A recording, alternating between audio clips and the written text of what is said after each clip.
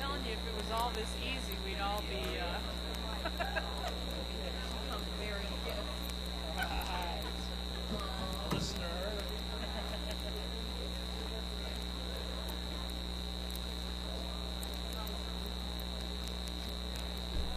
Fun and exciting, cutting grass and doing yard work.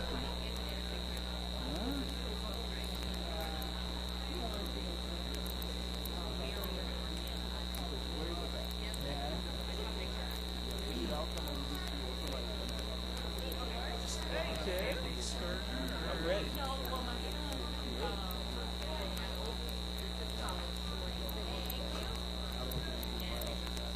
She usually sits right here.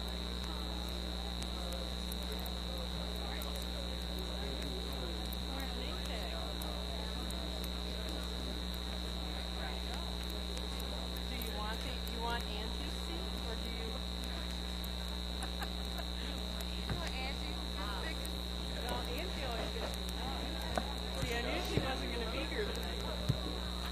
Excuse me, can I have your attention, please? Does anyone out there have a blank public comment form with them? We want to make sure. Is that? Can I see that for them?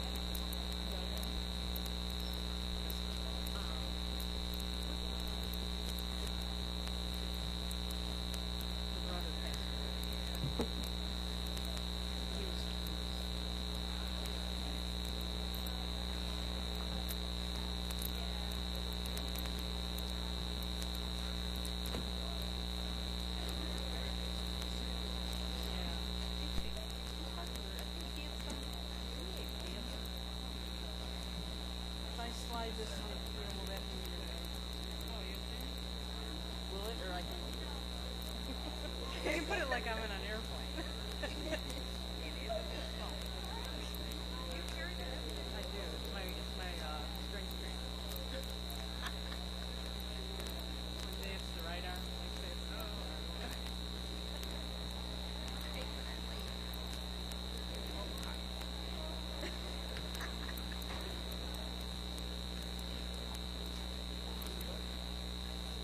I get the smiles here.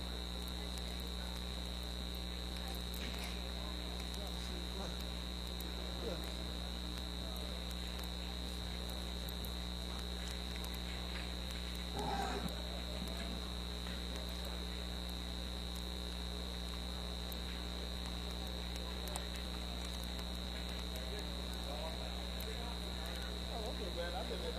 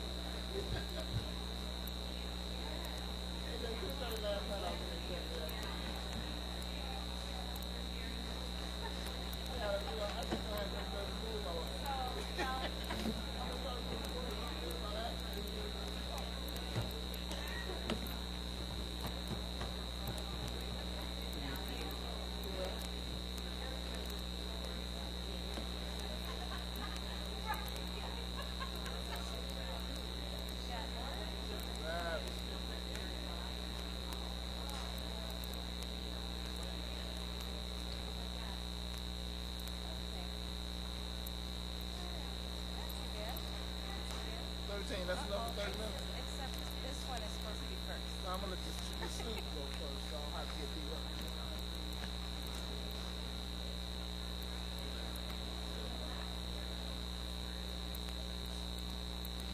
So here the school board chapters.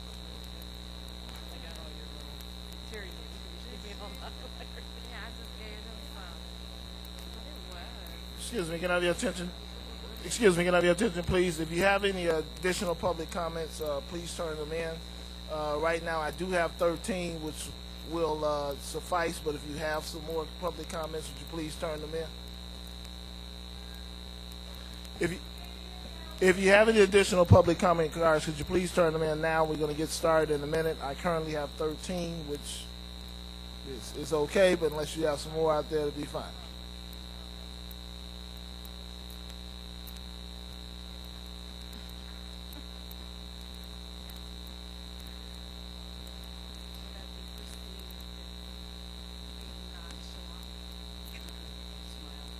You have 30 seconds and then no more smiling.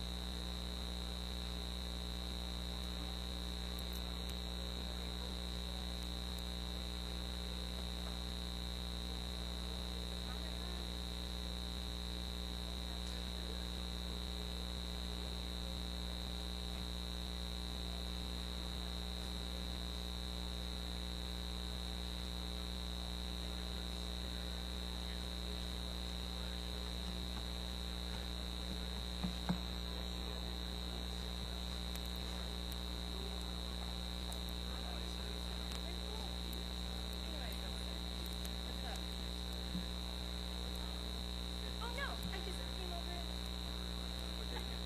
I'm like, what else? Harry, what else? What are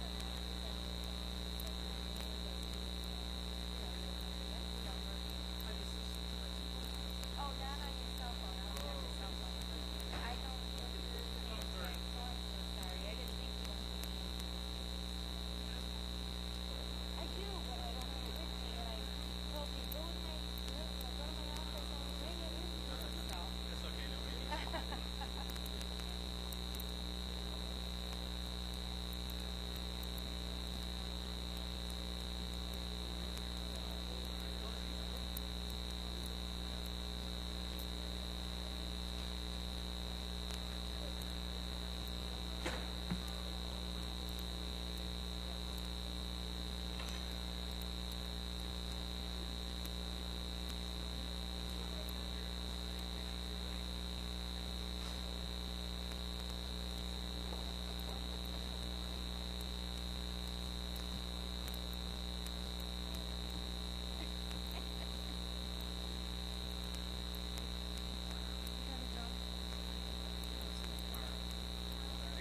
But that would be too laid back too.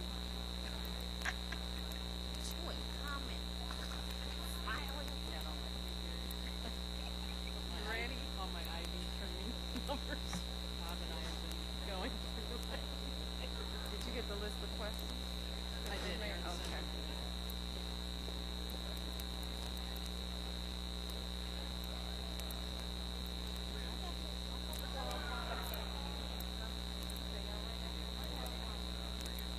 Oh yeah, somewhere. I have 2 months and now I won't be able to find it. I could probably left it.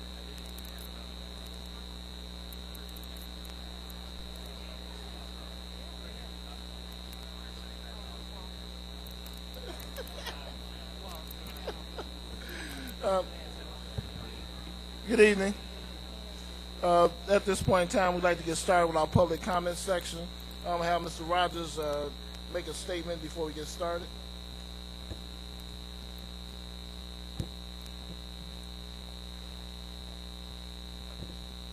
Okay, good evening, everybody. I said good evening. Okay, good.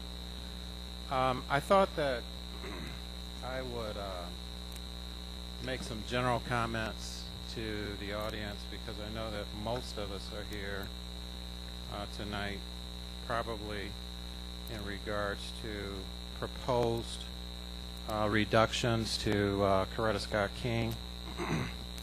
And I know that there may be people here for other reasons, but before we open it up to public comment, I thought it would be good to just sort of summarize where we are in relationship to where we have journeyed since February 16th, I think, which was the first board meeting where we took public comment on the proposed reductions. And so the first thing that I just want to remind everyone is that the last public forum that was actually announced as a public forum, not as a board meeting, was March the 8th, which was a Monday. And at the end of that board or that public forum, we had announced to the public that 2 days later, on March the 10th, which was a Wednesday, that the governor of Illinois was going to make his annual budget speech to the state legislators, outlining what the budget was going to look like for the 2010-2011 school year, of which we had been forewarned that there most likely would be a further reduction in state aid to schools. And when the board wanted to wait until we actually heard the governor actually say this, but we did forewarn the audience then that up until that point, the original reductions were totaling somewhere between $3.6 and $4 million. We anticipated that if the governor was going to reduce education, and from his own speech he said it would be reduced by 17%, that equated, depending on how they dealt with the formula, it could be anywhere from another $2 million to $3.5 million loss in state aid. So on March the 15th, which is a few days later, in fact the following Monday from the community forum on March 8th, the Board of Education met publicly and took more comments from the public before they went into closed session, and then they came out. And there was a lot of struggle around the difficult decision to basically reduce force of our staff, all non-tenured staff being reduced at that time, which was probably over 100 employees. You need to know that on March the 15th in closed session, we also did talk to the board, meaning myself, about preliminary cuts, in the sense of now we had heard what the governor had said. We knew that there might be an additional $2 million worth of lost revenue. And so I was sort of directed by the board to come up with a tentative list of further reductions that would be reviewed by the board the very next Monday, which was March the 22nd. On March the 22nd, the board met. I think they again took comments that night from people who just came to the meeting, because it was publicly, announced. And then that meeting, I know, went into closed session, and we stayed there until almost 12 midnight. Of which they came out with a series of sort of resolutions or motions to put into place another series of reductions, of which one of them was surrounding Coretta Scott King. And even though, if you had the time to look into the minutes, there were some specifics around that, but in the letter that was dated to the community on March the 23rd, which was the very next day, it basically, I had cautioned the board that although there were certain things that they had thought about doing, that we needed to check several filters before those reductions could be official. So from March 24th to April 1st, which is only 7 calendar days, there was some discussion around reductions concerning the Coretta Scott King program, but we had to meet at least with at least 4 different groups of people. First group is the administration at Coretta Scott King, which we did have meetings with Erin in particular, and she's here tonight. And we must have at least had 2 or 3 meetings, and one of those meetings, if not a couple of them was with our board president. The second conversation that we had to have was with the International Baccalaureate Organization, because there were certain things that we wanted to run by them to make sure, depending on how the board would decide on certain things, whether they were allowable or not, and still maintain International Baccalaureate authorization or status. The third group was our union, our teachers' union, because some of the reductions that were proposed dealt with the schedule, and then finally there were some conversations with the board's attorney. And within those 7 days, we completed all of those meetings, and that's a short time because those are 7 calendar days. And then it was April 1st, and part of what feels like the delay is that we went on spring break from April 2nd to April 12th.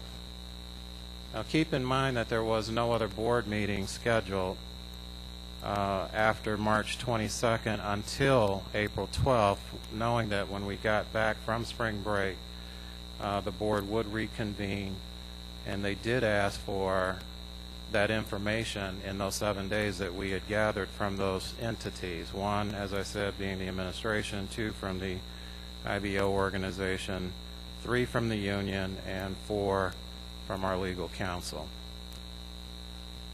On April 12th, the board had committee meetings that they were able to have in public, but again, because of what closed session is about, anything that deals with contracts, usually personnel, attorney matters have to be discussed in closed session. So they were discussed in closed session, and thus the letter that went out the next day on April the 13th to the whole district, but in particular to the parents, family, and community members of Coretta Scott King, stating that based on the information that the board received, that basically 3 options sort of developed, and the board was proposing to vote on one of them, but was giving the public time tonight to come and speak to that one option that the board wants to vote on.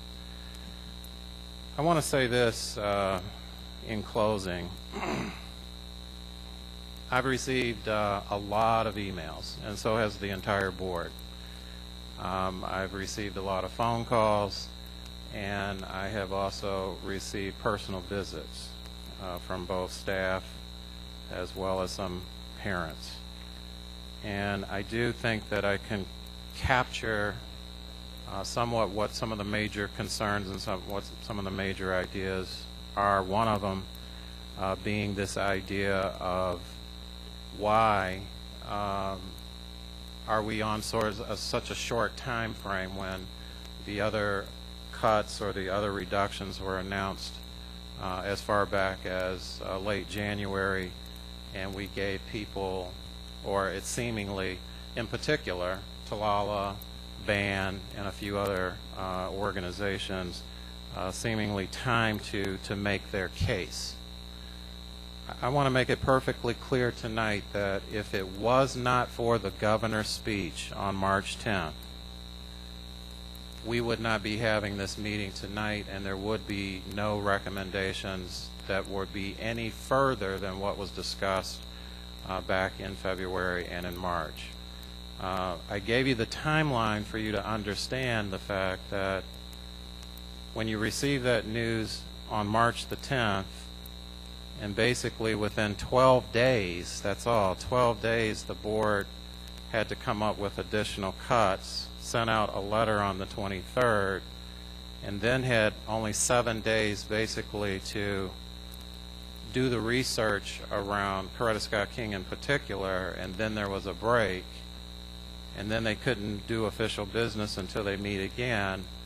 We're only talking a period of basically 12 days to respond to the governor, 7 days to do some homework, and basically an announcement that was made on April 13th as far as a decision. And if you say, well, why can't we have more time? The issue is this: we're running out of time for a lot of reasons. Number one, by law, if you're going to make any decisions that affect tenured staff, which means staff that has been employed with the district for more than 4 years, by law for this year you would have to make that decision by April the 10th. And if you do not make a decision, as far as if you had to actually release someone from employment, you have to hold that contract for another year. Well, we are past April 10th. For all non-tenured employees, we have until April 25th, but today is already the 19th. And so the issue about time and the issue about having as much time was not the design of the Board of Education. It's the occurrence of the events from the governor to the fact that the board needed time to have the administration come up with additional proposals, to the time that had to be put in place to do the research around the options, to now running into the deadline of the law as far as what you can do with personnel. The other issue is that you need to realize that unless the board calls any special meetings between now and May, really the next board meeting is in May, which is only a few days away from the end of school. What else has to be done prior to school ending is any decisions that are made that affect schedules still has to be bargained with our union, and bus transportation and all of the things related to bus transportation has to be finished before we walk out of school, so that parents can be reasonably assured of what transportation is going to look like next year. The board was faced with the difficult decision of minimally $2 million worth of cuts. Their criteria was that all schools had to be affected in some way, and they tried as much as possible to those that sort of were not as affected in round one would have to bear a greater share of those reductions than what was originally proposed, and to try at the same time to make the cuts as comparable per school, keeping in mind the size and the configuration of the school. Again, I want to say this only because I just want to try to get ahead of the questions. First of all, there was some emails about the April 12th meeting. Why wasn't it advertised? And as I told one parent in particular, I said, you know, respectfully, we'll just have to disagree, but at least I did answer the question, and that was, it wasn't advertised as far as with school reach. It was on the website. It is posted in every building. But the reason being is because we knew, the Board of Education knew, that there was going to be no action taken. And it's pretty hard to give comments or to even address questions on proposals that hadn't even been as far as affirmed. So the board coming into April 12th did not know what those options were going to be for sure, and until they had met in closed session, it was going to be very hard to respond to any kind of information as far as in terms of comments or questions, because the board themselves needed to hear the report from the administration as to what did the lawyers say, what did the union say, what did IBO say, what did the administration say, and so on. And until they heard that report, it's very hard to respond to questions. I had emails concerning, can we cut anything else other than what we're proposing, especially non-instructional things that don't hurt children. And I want to remind the public that basically before this year started, we cut $1.8 million out of the budget that was non-instructional, and it is posted on the website. Somewhere in that financial page, I believe that it's there and outlined exactly what that $1.8 million was. And if it's no longer there for whatever reason, we can post it again so that people can see. Just an example, I'll just give you two that come to mind real quick. One, we had a person here employed in the district that was our director of staff development. She retired. We didn't replace her. We had a dean at the high school that was a transition dean that found a job in another district. We did not replace her, and so on. There was many situations like that. Plus, we cut from budgets. I know we cut $100,000 out of Laura's budget. We cut $100,000 out of staff development, and so on. And when it all added up, it added up to $1.8 million, and it didn't affect, any students. Under this new $2 million that we're proposing to cut, we're cutting another $500,000 in non-related program, student-driven, services, meaning cutting things like cutting again at budgets, department budgets, cutting from things that don't serve kids directly, up to $500,000. Again, one of the examples, just to give you an example, $100,000 is being cut from our food service. In fact, it may be up to $200,000 as far as some of the personnel as well as some of the things that we're serving. Administration is always a target. I'll be the first to admit that, and I don't know if he's out, but it's on public record, and I know Jim well enough that I believe I could use his name without him feeling that he's being called out or put on the spot. But Jim Baranski, who used to work for our district, he had spoken at one of the forums and talked about, well, we've seen the administrative rank grow, and I can honestly tell you that everything that's been added, with the exception of division leaders, has been cut. There is no community or communication director. There is no community liaison. There is no director of HR anymore. There is no assistant to the director in maintenance, and so on. So anyone who had more than one administrator in their department was cut down to one. Honestly, I'm not trying to be facetious, but you have to have administration in departments. You can't run a food service without someone in charge. You can't run a transportation department without someone in charge. You can't run curriculum without at least one person being in charge, and so on. Honestly, I'll tell you that the board actually talked about cutting assistant principals. And the reason, and I'm going to tell you, I'll go on record, and I said that is not good. And the reason why it's not good is because if the principal is the only person in that building, in our elementary buildings, I said you will reduce them down to nothing more than a manager, because all they will deal with is discipline most of the day, handling parents, handling communication issues, budget issues, management issues, and then still trying to get into classrooms because by law they have to do so many observations and evaluations. Put that all on one person is unreasonable. Division leaders were put into place a few years ago for the very sake of the fact that our high school is large, over 100 staff members, our middle school is large, and to have the content expertise and to do the observation of instruction properly, you need some extra help. But other than that, almost every administrator that was ever added in the last 3 or 4 years has been reduced. Another comment was, let's just cut all sports. And it's the belief and the stand and the position of this board as well as the administration that sports now does have to be reduced, and it will be reduced.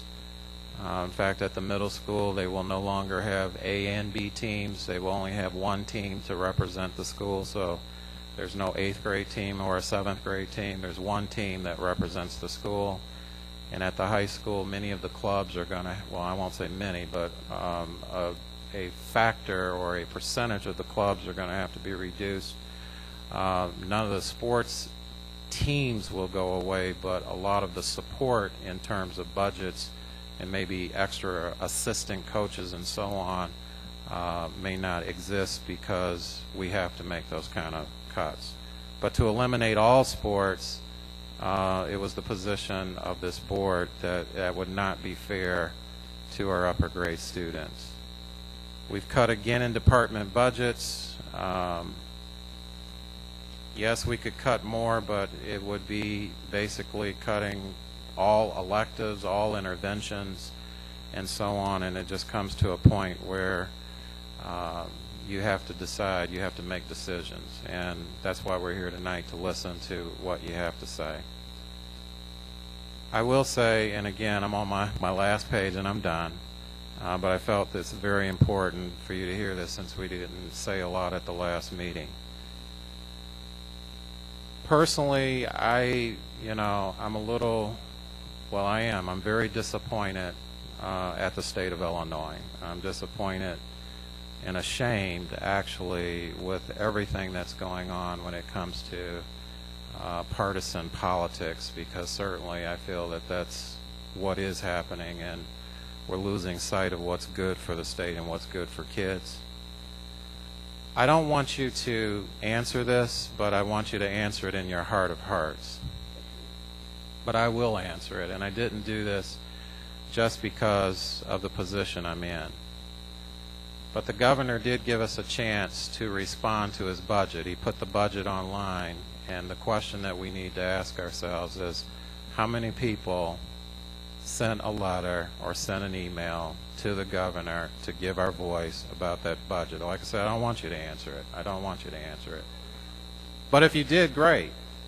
But that's the question. The other thing is, how many of us have personally contacted our local state leaders, either by phone, by email, or by personal meetings? And again, you don't have to answer it.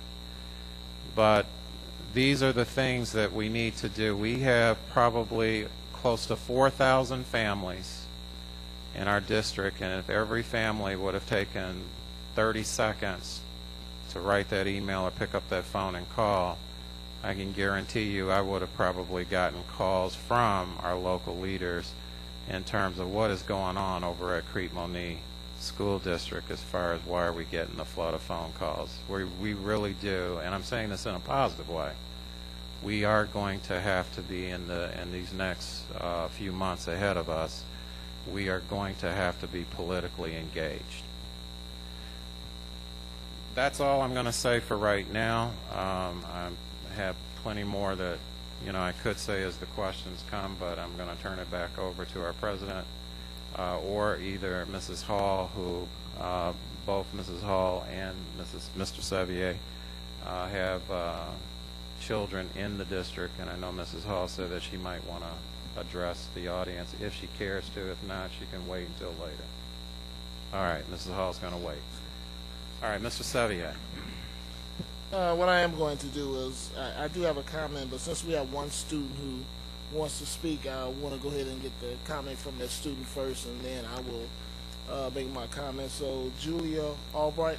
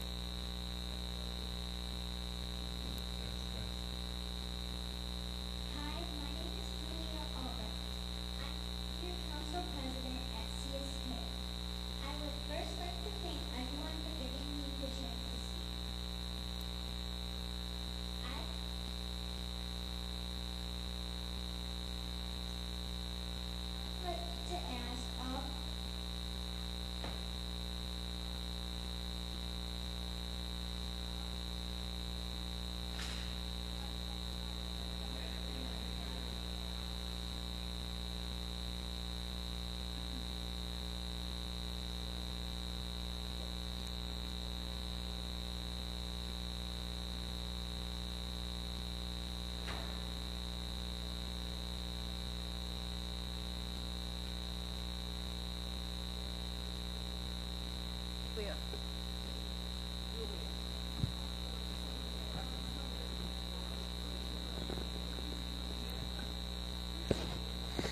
would like to ask all CSK students to stand and say our Coretta Scott King Magnet School mission.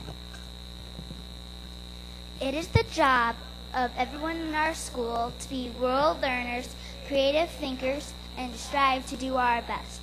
We will learn about and help people all over the world. We will show our IB attitudes through our actions 24/7.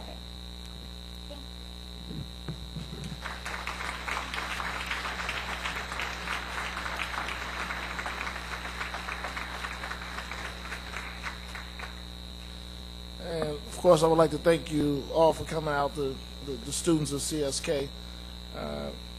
Just want to ask a question of the board. As a parent of CSK, I'm asking a question of the board, and I'm asking a question of every parent out there in the audience, because this is not just related to CSK, so I want you to think about this.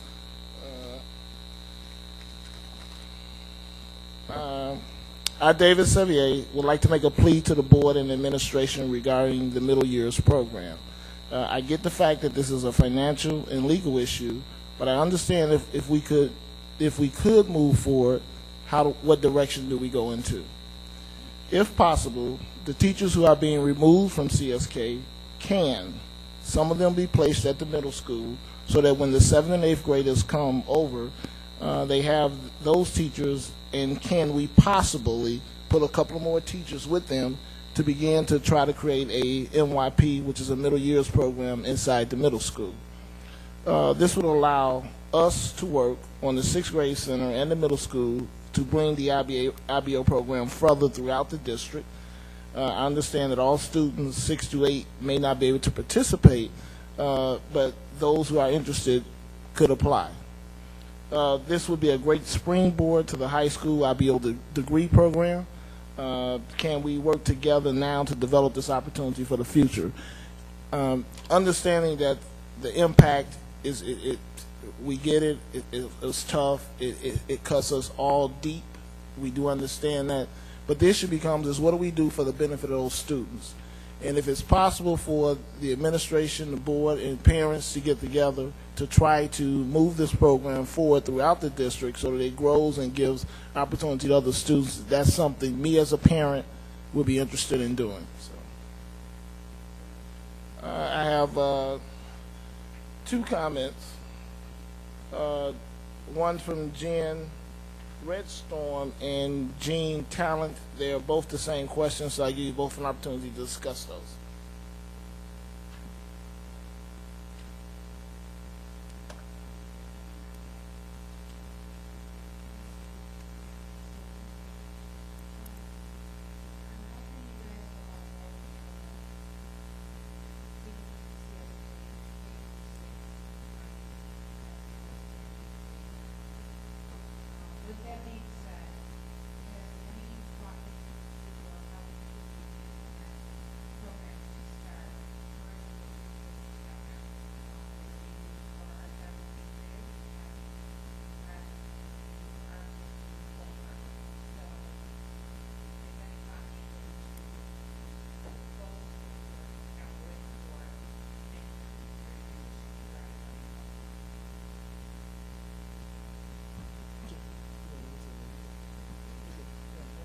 I'd like Laura to talk about some of the plans that we have been discussing with the administration internally, and I believe Aaron and Kokona, or Mrs. Crisos and Mrs. DiBartolo, have been working with Laura on this. So, Laura. We are, actually we started our conversations after we got an idea of what direction the board was going in. We do have a meeting scheduled Wednesday morning with all of our Spanish teachers in the middle grades to discuss a transition in Spanish from CSK to the middle school. And we've had some preliminary conversations around transitions. As you know, for people who have been in the district for a while, you know that every time we go through a transition, we always have a transition plan for students who are attending a new school, and that will happen with this transition as well. I have a question from Megan Bishop.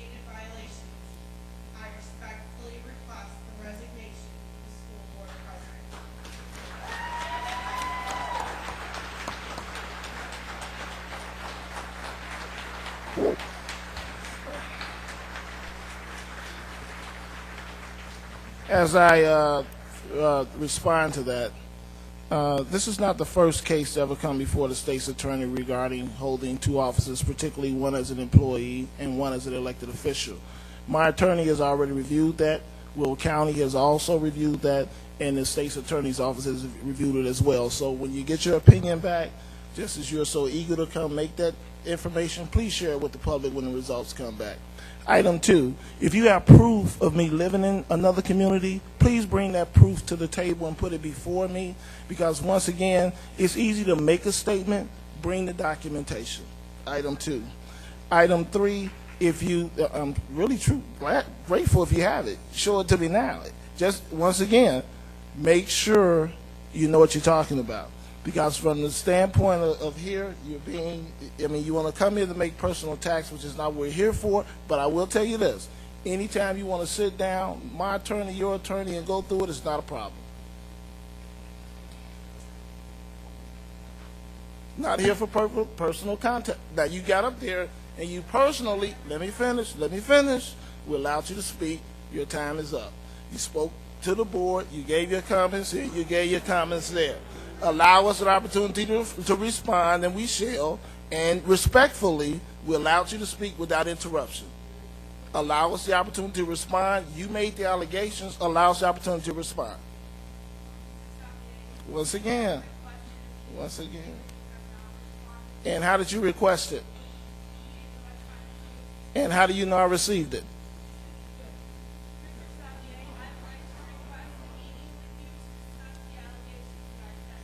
And that is not a problem. And you can do so officially by giving a letter to the Secretary of the Board via the Superintendent's office. And I have no problems. Thank you very much. Do you have any comments on that, John?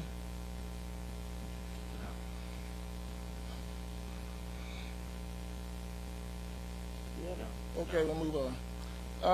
That was Bishop. I assume that was Todd Bishop. You stood up with Megan Bishop. Not a problem. Melody, I don't want to get it wrong, Oandasan.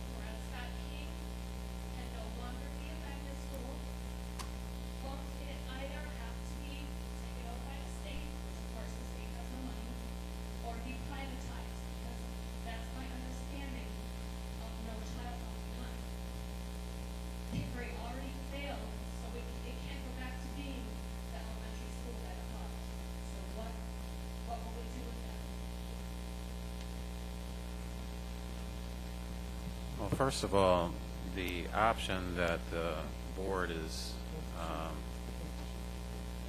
hoping to vote for tonight is the option that was stated in the letter, which is to remain an IBO magnet school K through 6.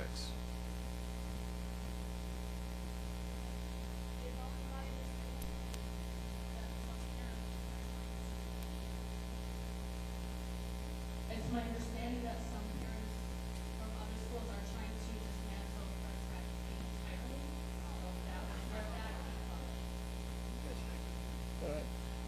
entirely. Ms. Pat Borowski.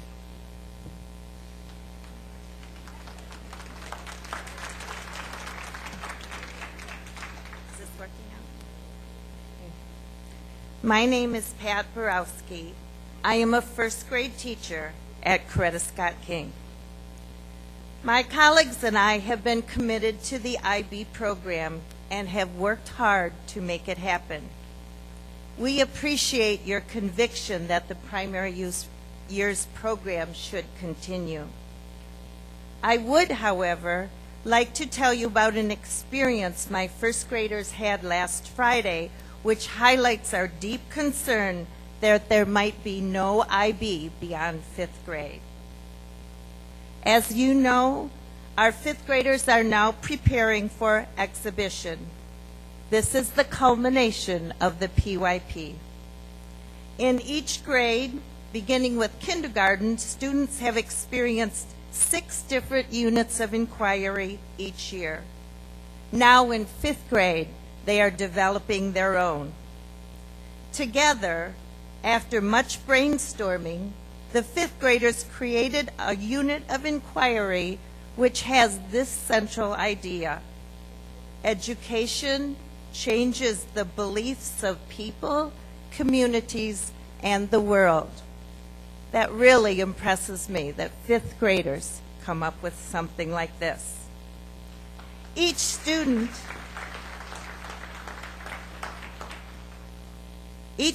then chose a global issue to research, inquiring into the issue, its effects on man, the cause of the issue, and how to educate for change. 5th graders next developed an action plan and are now in the process of carrying out that plan. They will finalize their learning for May 13th, Exhibition Day. On Friday, my first graders had 2 visits from 5th grade. One was Samantha. Her topic concerned tornadoes, and part of her action plan was to come and speak to several classrooms sharing the knowledge that she had gained. She spoke to my first graders with confidence. She researched her topic well. It was written in an interesting and well-organized speech. And not only that, it was interactive, involving my first graders as she shared her knowledge. She did this expertly, and my first graders were very attentive. This certainly is best practice, students learning from each other. Before leaving, Samantha told us that the next part of her action plan was to conduct an interview with the fire department. A second visit, a little later in the morning, was from 4 5th graders. Their topic was deforestation. The reason for their visit was to share what they were doing and some interesting facts they had learned. Each in turn had many amazing facts to share. Their ability to speak in front of a group was impressive. The first graders were very attentive. This same group is going to visit us weekly, sharing their progress towards exhibition.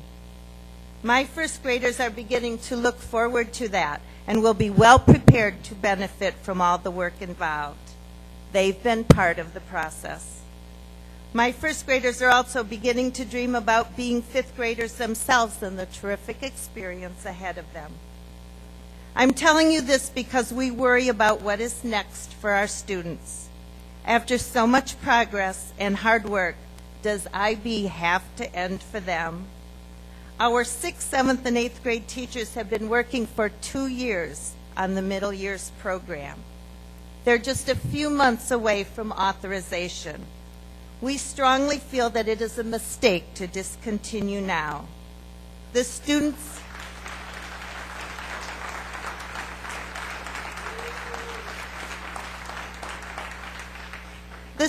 are proving that the primary years program is a success. Please let them continue with their journey to become global thinkers and lifelong learners through MYP. I have one more brief point. 3 years ago, parents in our district were asked to consider to send their children to a new school being opened. It was to be a K through 8 building, an IB school. And although many may have been unsure of what it meant to be IB, they did understand and believe in the benefits of having a K through 8 structure. However, many parents we spoke to at that time were concerned. They thought it sounded great, but knowing our district, were these plans going to last? Well, now a few years is up. Now is the time. Let's stick with our district's commitment to create a strong K through 8 building with the primary years program followed by the middle years program. Isn't there something else we can do? Thank you.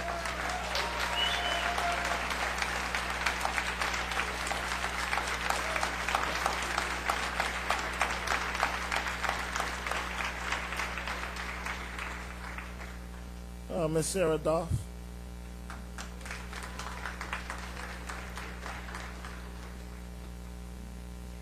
My name is Sarah Doff, and I am currently the MYP coordinator and middle school science teacher at Crete King Magnet School.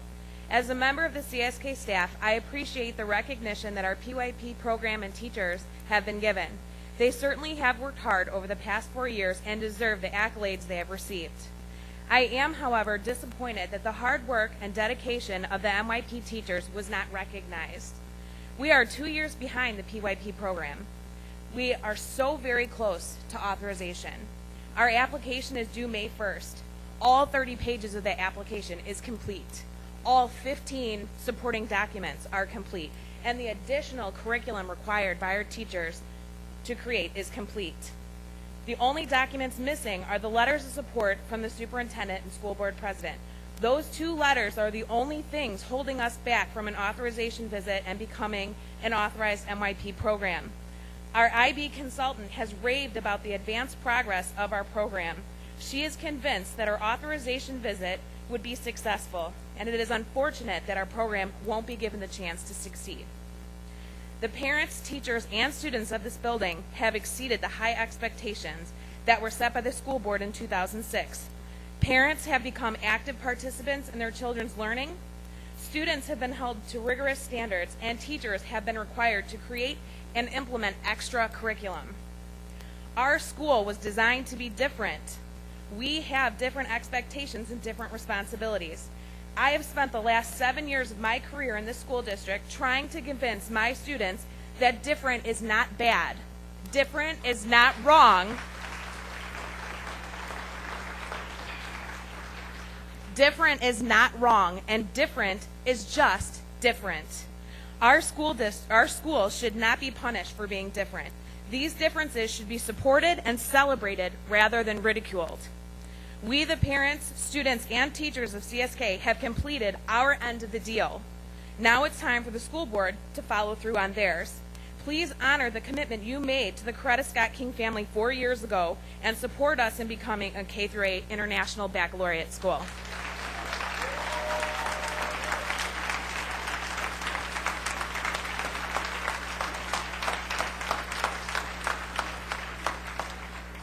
Mr. Mike Teray.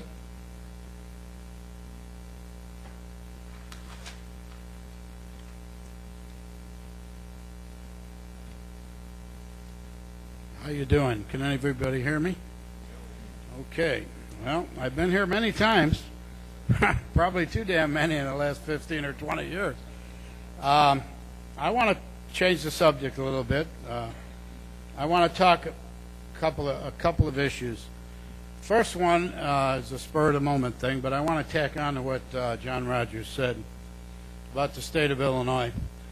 I've been talking and harping and preaching and writing and bending my legs and my arms and jumping over my toes and doing whatever I could to urge everybody in this community and every community throughout the state of Illinois to hold our legislators accountable. School funding reform is way overdue. The result of everything you see here is because we have a school funding formula that doesn't work, hasn't worked, and is not going to work in the future.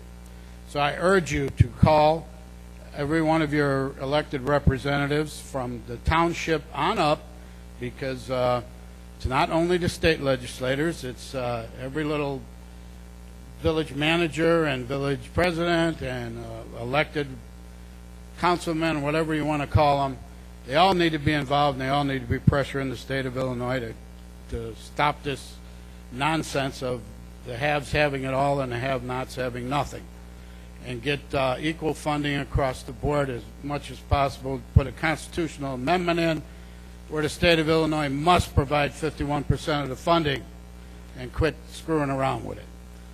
That's my aside. Now, the reason I'm up here is I've heard over the last several weeks, several people have come to me and talked about some very disturbing things that are going on in the district. Unfortunately, this is all secondhand information, but there are things ranging from unethical behavior, alleged preferential treatment of cloud-heavy students, safety of students and staff in the schools, primarily the high school. And I'm going to say, in order for these things to be aired out, I urge all staff members or community members that have firsthand knowledge of any of these allegations to go to Mr. Rogers and this school board, and I urge this school board to ensure them and guarantee them that there will be absolutely no reprisal or retaliation for anything they bring to this school board about unethical behaviors or anything else that is alleged to be going on in this school district. They'd be heard out, and that appropriate actions be taken to either stop this behavior, explain what really happened if it's not true, and to take all appropriate steps to stop any unethical or inappropriate behavior within the school district. We all pay too damn much money in taxes. We expect a professional school board and a professional school district here, and there is no room for these allegations. Whether they're true, I can't say it for fact, and I wouldn't bet my next pension check, because that's all I'm living on them being all true. But there's probably, where there's smoke, there's some fire. So I would urge you, if you are a staff member and you have personal information, to get to the school board, and I urge the school board to make the time to sit down with any people that have allegations and concerns of anything that is less than kosher going on here, and listen to them. Don't refuse to meet with them because you don't personally like them, or you have a bias or put them in a fear of reprisal. So that's what I have to say about what I've heard, and I can't urge you enough to put your elected official on the spot and insist that they get this funding corrected, because you're going to be back here 15 years from now like I am, because I was here 15 years ago talking about this same crap over and over and over and over again.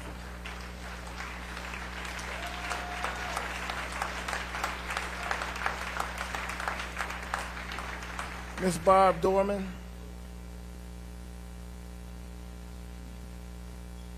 Hi. If I could change the subject also, I'd like the board to state for me the proper protocol when a student gets in a fight or a physical alteration with a teacher. It's on the website. It's on the website. If a student gets into a fight with a teacher, what happens to that student, if anything? Well, first of all, it would certainly have to. The question for those who didn't hear was, what's the proper protocol if a student gets into a fight with a teacher? It would be investigated. The student is given due process, and then it would be adjudicated the way that the policy or the handbook states. Fighting of that sort would minimally be a suspension out of school ranging up to 10 days and sometimes recommendation for expulsion. The thing that people have to realize, though, about situations like this is that if the student is special education, special needs, or has a 504 plan, there's a whole different set of laws that go into place where in many cases you cannot just put a child out of school if there is termination that the cause of the behavior is related directly to the disability or to a medical need or something of that nature. There's a whole list of things that I cannot go into as far as meetings, laws, protocols that have to be met. But in general, that was how I would answer your question in general. Okay, thank you. Dina Manley.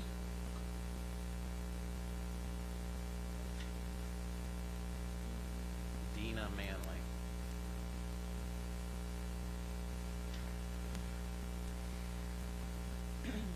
I am a parent of a kindergartner and a second grade student at CSK. I'm not necessarily prepared as I'm here tonight. I even considered staying home because I do feel blessed to have my children part of the CSK family and IB school, where prayerfully they will continue for another 3 to 5 years. But I realized that I needed to fight for something now that would not be available later. So I'm not sure what the response will be, because this isn't pre-rehearsed, but I would ask that all parents and teachers of K through 3 students to stand. So if you are a parent of a K through 3 student or a teacher of K through 3, so you see there's a lot of people here that took it upon themselves to take time out of their busy schedules because of something that the state has done right. So my question is, why are we getting rid of something that the state has finally gotten right?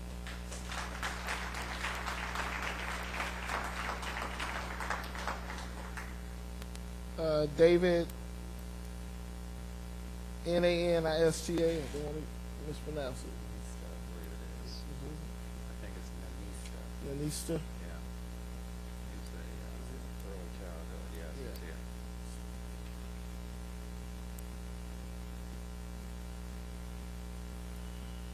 Hello, my name is Dave Nanista, and I'm not from Crete King, so relax. But I am here to address, we found out that you're considering not having bus service for the Early Learning Center. I have 2 children there right now, and becoming just a new part of this school district, I am pleasantly surprised at the quality at the Early Learning Center. To me, it has been a bright spot for my kids. One of my kids does have an IEP, and I believe without the Early Learning Center, he would not have been able to be mainstream next year in the kindergarten. And because of that, just the savings alone. I know the IEP students will still have bus service. They won't lose the bus service. And I believe that over 50% of the kids at the Early Learning Center do have IEPs. So the amount, and I could be wrong, a little bit off with that, but I believe that is about 50%. So I know the amount of money to save on the remaining students, to me, isn't that much. It would probably be around $250,000 that would be saved over next year. To eliminate the bus service would put another hardship on the people that would be less likely to send their kids to a school. So you're not eliminating a program for those people. You're eliminating the whole education system for those people, not just a part of the program. You eliminate the whole thing. So I'm just asking if there's any possible way. Please try to figure out a way to keep the busing for the Early Learning Center. I said it has been a bright spot for the kids. Thanks.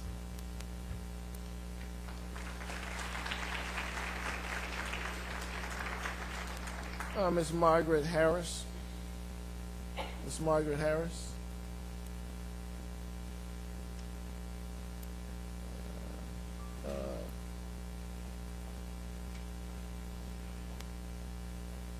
My question was already answered in the opening comments.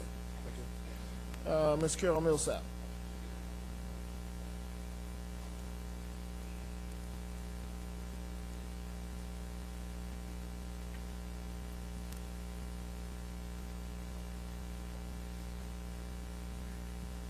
I always have things prepared, and then I end up with what I hear, and then I end up changing what I want to say.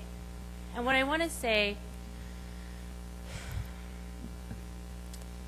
is that this whole divide and conquer that I feel the board has done in separating this school from that school, what our child gets, what your child gets, what one community gets, what another community gets, it's just really conquer and dividing, and they're separating us. And the real problem is that we need to come together to hold the board accountable for what's going on in our district. And we need to become district-wide minded thinkers, because if my child did not go to the magnet school, I would be fighting to have the same programs as the magnet school. And I said that the second day that my kids were in the magnet school, wow, this is great. Why, and I know I spoke to you and I addressed you, John Rogers, why is this not in all of our schools? Why do we not have this for all of our kids?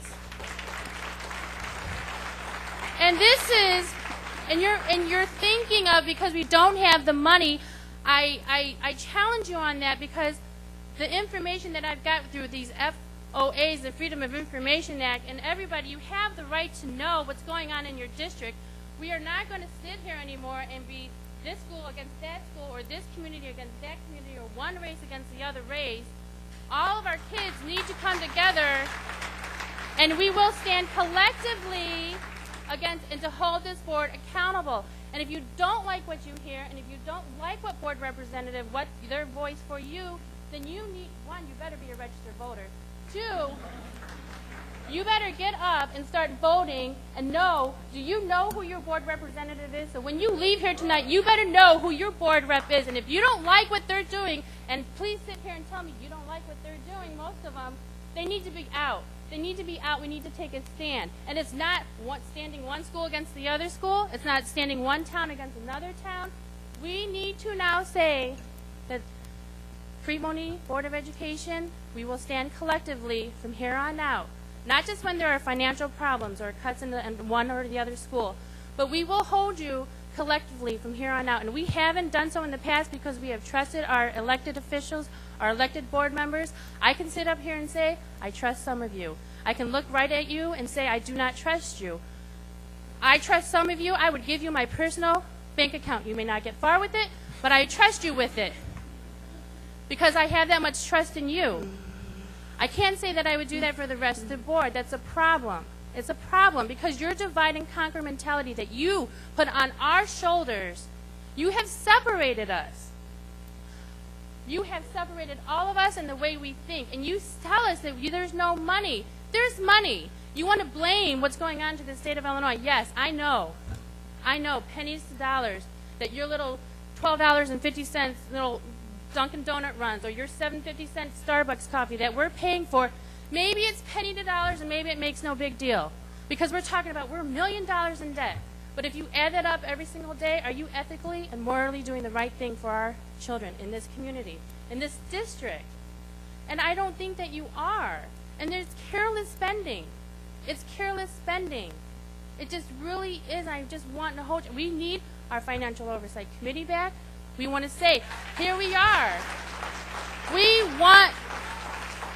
are trying to work with you, because if we don't all work together, then we will continue to have this pattern every 4 years. We're just going to be in the same boat. And you think by putting another program in a middle school it's going to make one community look great. But it's actually, you look at what, it's the parents that are going to make this district. You need to trust us, we need to trust you, and we don't trust you. Because this is where we're at. You want to blame the taxpayers for not passing that second part to a referendum. You want to blame the state for where we are today. And my question to you is, what was your hand in this? What did you do to put us here? Because we cannot blame the state and state alone. We cannot blame everybody here that actually got up to vote. What is your hand in this? Because I can't, if you say that you make all financially sound decisions, prove it to me. Because when you take away programs from all schools and all kids, that's not proving anything to me, but we failed somewhere. we failed. And I really hope that this divide and conquer mentality that we have, because we're all emotional at this point because we're losing for our kids, everybody's losing out. So we really are in the same boat. We're just addressing it in different ways. If I'm a parent at Crete, you better believe I would be fighting to have the same programs at magnet school, without a doubt. So board, we want these programs, we want every kid to have an equal opportunity of education. And that's all we're asking for.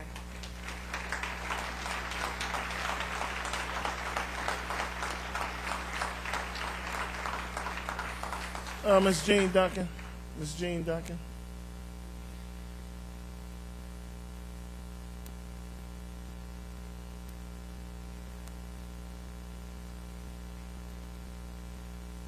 Thank you. So many of my other comments that I intended were made much more eloquently by people like Mrs. Borowski. And I think it's important to understand again how hard everyone in the school has worked to make it what it is. And how hard it is, too, to know that there are other schools that don't have the specials. And to look at, again, how we as parents can support that, because the parent role at CSK has been different than in some of the other schools. In one school, as a parent, when we started that school in a PTO, we were told we did not need any parent volunteers in the classroom. So to look at that, and that is one of the biggest concerns as our students go potentially to the middle school. And I know, Ms. Hirsch, you mentioned a transition team. It would be extremely helpful to have it include parents. There has not been a transition team consistently in the past, coming in as someone who started when Balmoral was moved. And at that time, all of the attention was on the magnet school, on the high school opening. And I stood in front of this board and said, what's happening? You know, we're coming in and nothing. And it took the first 3 months to get up to par because we didn't even have a PTO that could have a budget, that could do this, that could do that. Now, in this case, it's different. There is an existing structure. But the concerns that the parents have in terms of the academic and social gains that the students have made, how will that be addressed? And some people, I'm sure, have written in and concerned about the fights we see coming up Blackhawk. You have to understand, for many parents, what we see is what we see driving up the school to get our children, the groups of 25 to 50 students shoving each other into the street in front of the cars, requiring police escorts. We know there have to be better things going on at the school than that, but this is what we see on a daily basis. We see the decreasing test scores as ours have come up. So the concerns here are, how can we maintain what we've had? The ideal would be to keep it a K through 8 IBO school, working on finishing up that last little bit of the curriculum and working on how to spread it through the district. That is the ideal. If we cannot achieve our ideal, how can we make good progress and not lose what we've gained? How can we keep that commitment to our students and to our staff that have worked so hard? When we're just this close, it seems like throwing the baby out with the bathwater and to waste the money that we've already put into it. So I think that's something that needs to be carefully considered. But again, I would join the call that all parents, regardless of your school, need to have the connection and the involvement, because that's what's made CSK different. Yes, we've had art and music, but we have participation in conferences, we have people in classrooms, we have people throughout the building.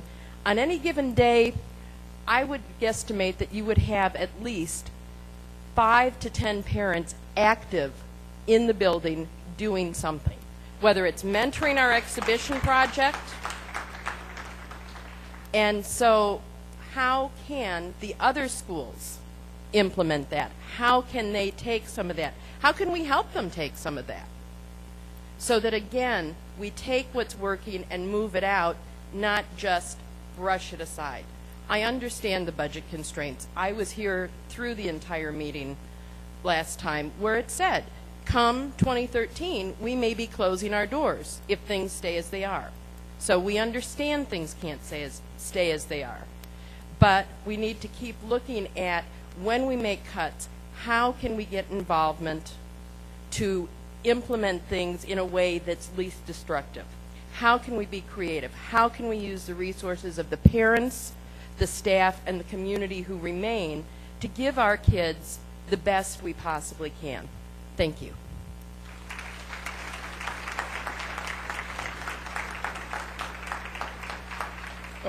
Miss Barbara Pentecost.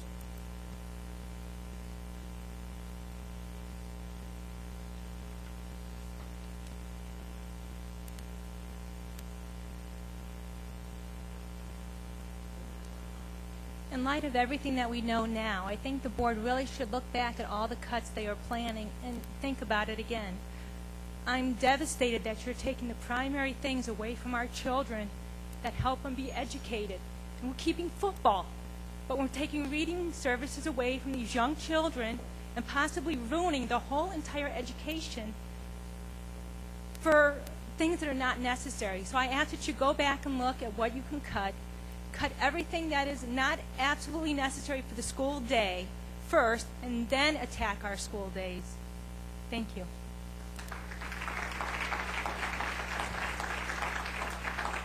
Jessica Johnson.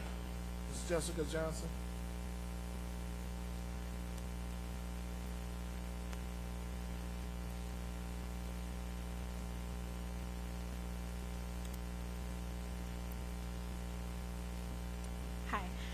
As an ELC student, I have seen the results of the Early Learning Center.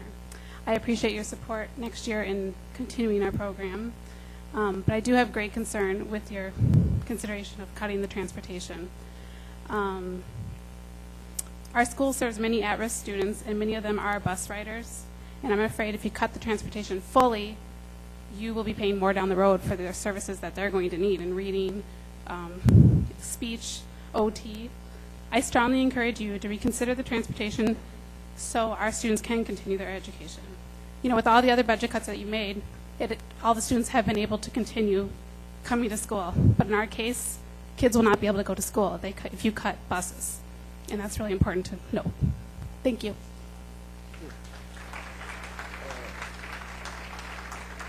Renard and Candace Gage.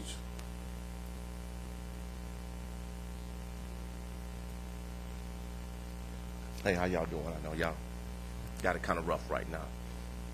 I know y'all got a tough job, board members, faculty members. I know y'all got a lot of pressure. I just want to give y'all a couple of things to think on, because I got to use the mic? Oh, okay. I'm sorry about that. I just want to give y'all a couple of things to think on, because I was an open book when I came in here. I see on one of the sheets that I got that there's going to be a reduction of math and reading programs. I want you to think about this. I personally would rather see kids' math scores and reading scores go up before anybody scores another touchdown. I would rather see one of these bookcases filled with Mathlete awards and writing awards before anybody dunks another basketball. One more thing. I don't understand the logic to move students from one school and move them to another building. I don't see the savings in that. They still got to have books, they still got to have desks, they still got to eat, and they still breathing the same oxygen that we are breathing. So where's the money coming from? I don't see the logic to any of that. So I know you guys got a tough job. I know you got a short time and a lot of decisions to make, but I really want you to think about that, because before I read any more on the back of the sports page about Crete, Monee doing anything, I would rather read about us saving the math and reading programs. Thank you.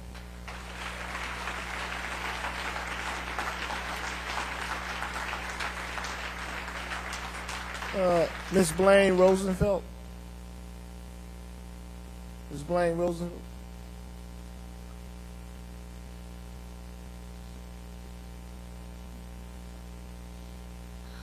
Okay, I came here tonight and I didn't have anything planned. I wasn't going to speak, but I just feel like we don't. I'm trying. I'm not really loud. Sorry. I don't feel like we come together like you guys come together with us. Sometimes, Mr. Sevier, your attitude is not really nice. And I know we're not nice toward you either. I know we attack you, but sometimes when we're trying to be nice, you're not really nice, and you kind of make those faces like you're irritated with us. And I think we're all just here trying to help. I know I am. I don't agree with whoever made the statement about taking out sports. That's what keeps my son's GPA up. It really does. That's why he... I'm sorry? I do. And he doesn't play basketball, but I do try to keep his GPA up as much as I can. I really, really do. He has an IEP, and it's kind of hard. I just think we should all come together. I don't feel like sometimes we do, you guys on the board, and us as parents, and I just hope that we can start doing that for the sake of the kids.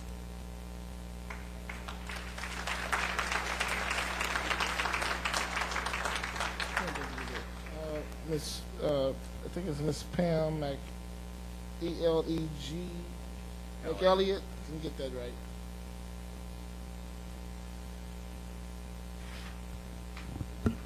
Hello.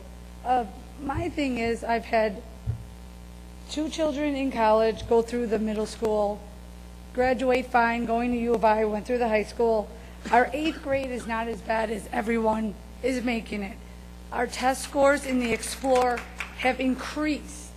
So making it sound like if the CSK, we're all together, we're not separate. Making the 7th and 8th grade building sound so bad, making it that they have to have a team to make it come through to them. Our 7th and 8th grade building is great. I think them coming to our school is not an issue, it's a great thing. I think that the 8th grade class should graduate or step up together, no separation, because we are a unit district. The separation's gone too far, too long. So making it like this, that's where we think cuts should be made through every school, not just high school, kindergarten. I think every school in the district needs to make the cuts. But making it sound that the 7th and 8th grade building is a horrible place to go to, it isn't. So, thank you.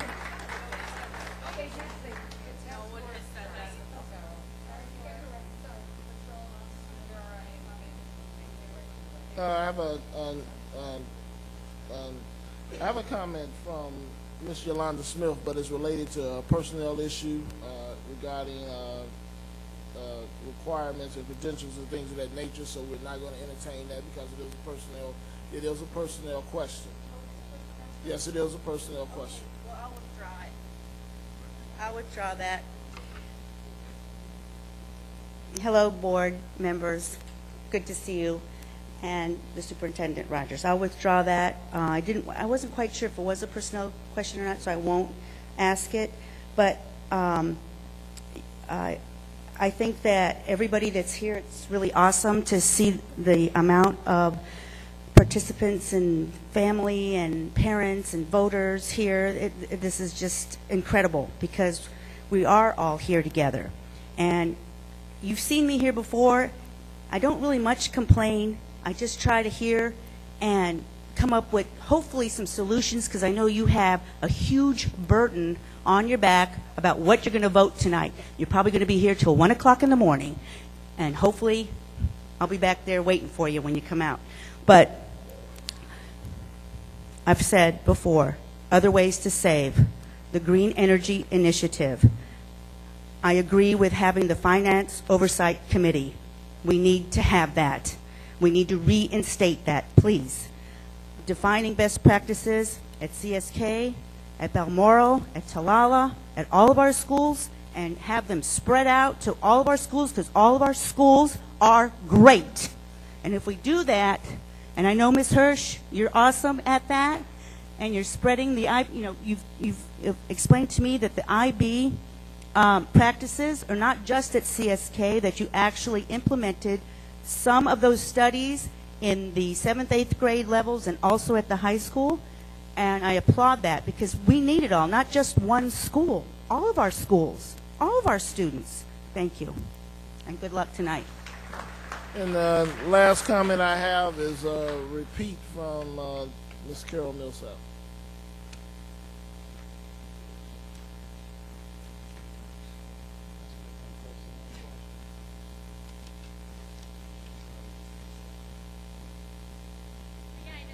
District-wide thinking, but someone brought to my attention that maybe a possibility to save some money would be if, and I don't live in the town of Monee, but if there was a sidewalk, a 100-foot sidewalk built from one subdivision to the school, that subdivision in front of Monee that you could see from your doors, that it would save lots of money for during transportation. So, like, if you can walk to your school, and if it's 100 feet away, but you can't because there's not a sidewalk, can we not do a sidewalk to save some money?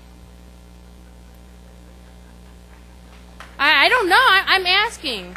I'm asking that question, and I didn't expect an answer last time, but could you answer this one? Because it is a 100-foot sidewalk, and all those kids that live in that subdivision could just walk. And maybe it's because it's Monee, the village of Monee's problem. We've been working on that since the school got open, and it's a combination of the village of Monee and us. But the village of Monee has to approve it and build a sidewalk. The village of Monee has to. Right, it's their sidewalk. Is it okay? And it's not University Park Township, but it is actual the it village has of to Monee. be the village. It has to be. It's in the village.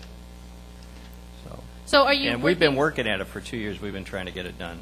And we've also got problems, if I'm not mistaken, with the wetlands. Am I right, Daniel? The wetlands. So that's the Will County Forest Preserve, right? And the Army Corps of Engineers. And the EPA. So is Other than a few government agencies, it's, a snap. So it's We've been just trying. not going to be. But are you? We're gonna working continue? at it. Oh, We're you're working still at working it. at Oh it? yeah, we're not Okay. giving up on that. Are you That's kidding? great. We That's want the good. sidewalk. District-wide Yeah. thinking. That's all I wanted to say. Okay, and I do apologize. I missed. Is it Miss Sykes? Miss Sachs. I apologize.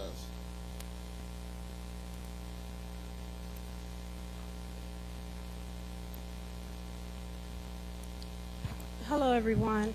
My name is Marla Sachs, and I've been listening to all the comments and everything, and everybody talk about division. There's nothing but division here today. What I want to say is that I have 2 kids. I have one son that graduated in 2001 in Crete Monee High School. He went on to college to TCU, playing football with a 4-year scholarship to pay for his education through 201 Youth School District. I have a 6th grader that goes to the 6th grade center that is on the honor roll every marking period. It's nothing wrong with our schools but division with the parents. We want equality for all of our children, not just for a few, for each and every student in District 201U. The bickering needs to be over with today. It's too much bickering. Every kid is due the same opportunity as the kids at Crete Scott King. It's just so adolescent that these parents come up here. All the kids want to do is learn. And all kids can learn if we all just stick together as a community, white, pink, black, purple, gray, whatever. We can do this and make our whole school district an Ivy League school district. That's all I have to say.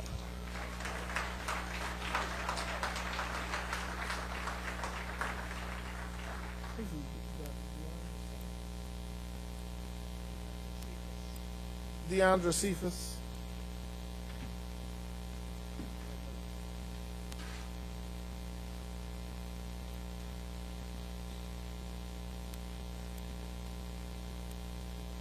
I agree with the young lady that just left. We are so divided in this district, it's ridiculous.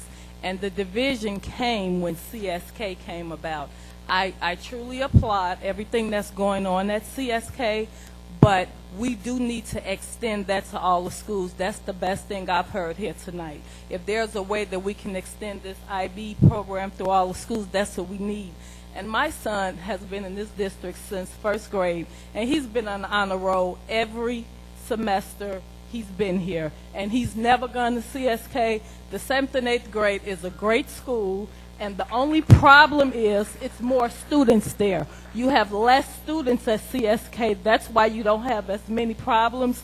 If we look at the staff at the middle school, maybe we need to add more staff there. We have a principal there, because I was the PTO president there.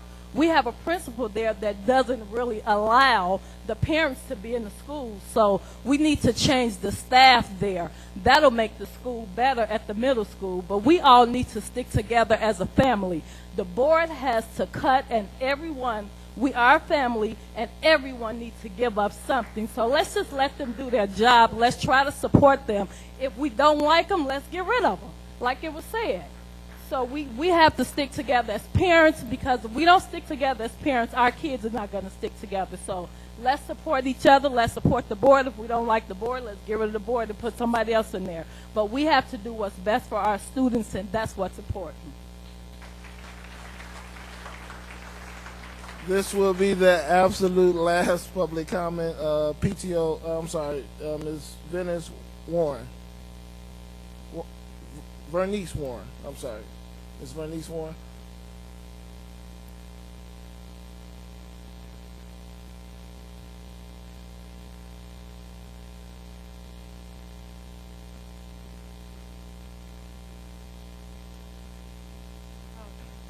Good evening, board.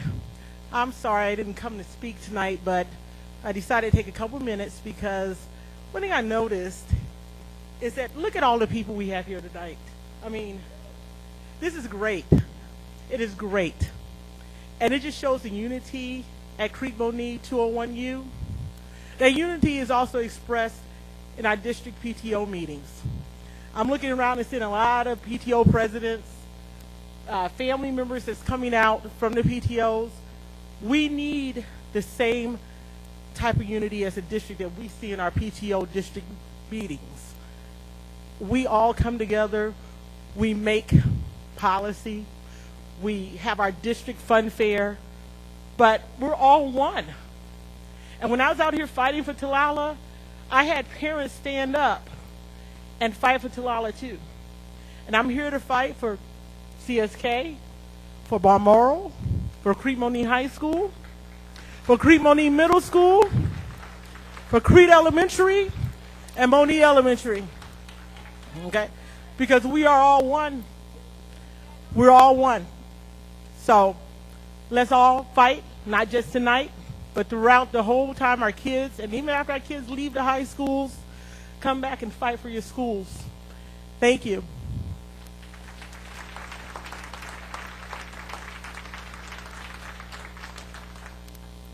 At this point, we'll probably take about a 5-minute break, and then we'll begin our regular scheduled board meeting.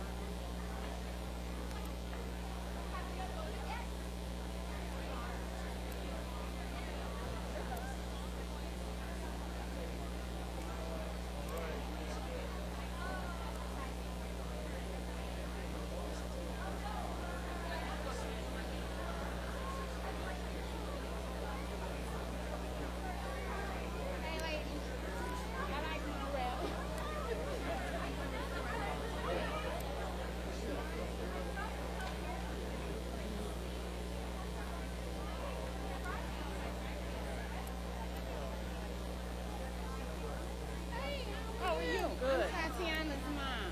Oh, good. You know my She helped me, right? Yes, she did. Nice to meet you.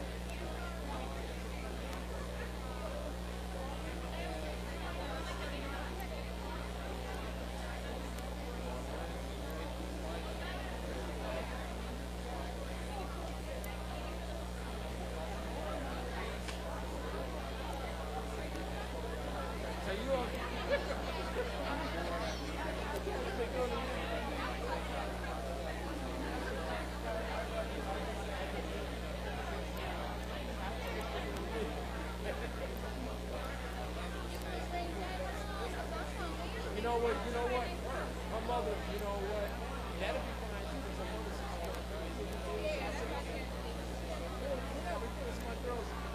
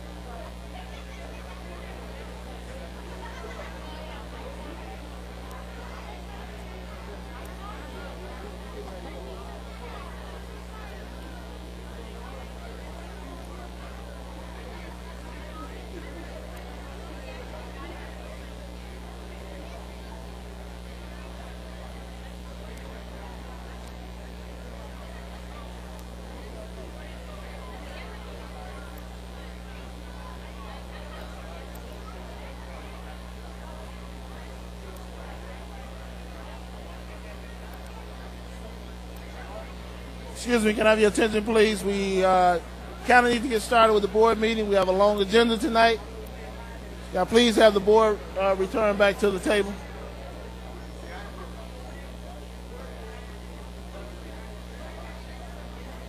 Can I have your attention, please? We have a long agenda tonight. We need to try to get started with the regular board meeting. Thank you. I'll try to get you out here as fast as we can.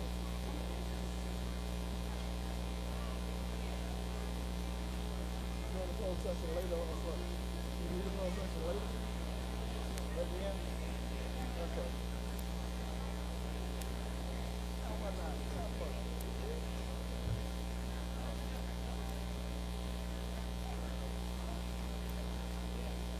No, we don't get in the meeting started.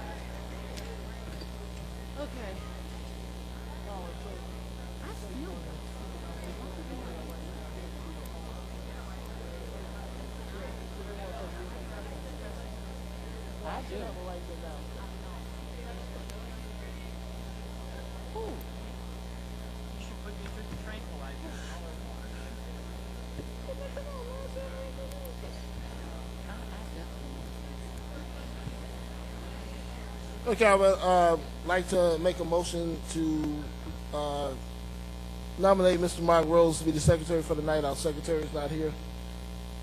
I'll move it. All in favor? Aye. Aye. All right. Can I say one more thing? I'd like to, Mr. Rogers, make a quick comment. I'd just like to make one comment before we move into the regular agenda. And first of all, I want to say, based on some of the comments tonight, that I think the board has done everything in their power. If you really come and talk to them or want to have meetings to be transparent, there are certain things that were brought up about spending this and spending that. And first of all, I would tell you, as far as an oversight committee, I remember the history of it, and it morphed into a financial ad hoc committee of the board. That committee, in essence, still exists.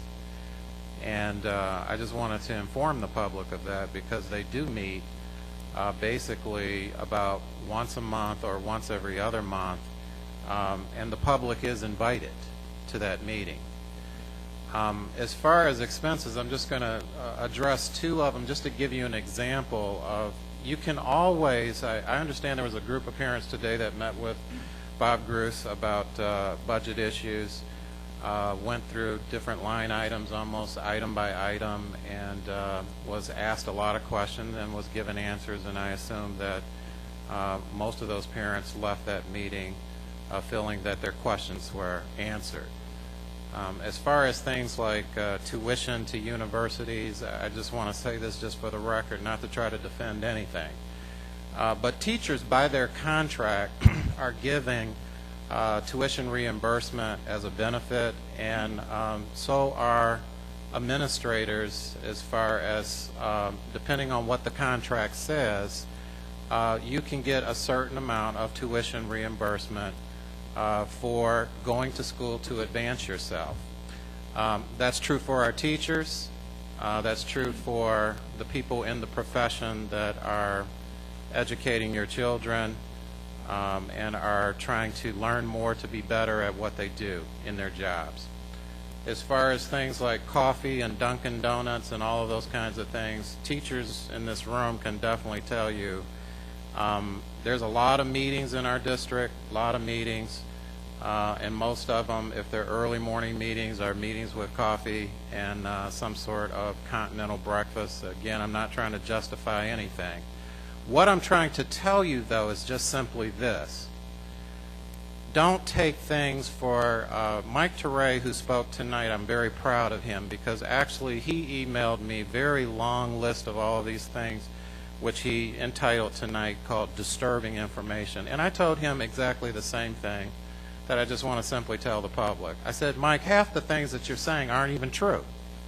And I said, and I know that they're not true because you don't know the facts. I said, if there are people out here that are believing this or believing that, they need to come to the source and let us sit down. We'll pull out every single document. We have nothing to hide.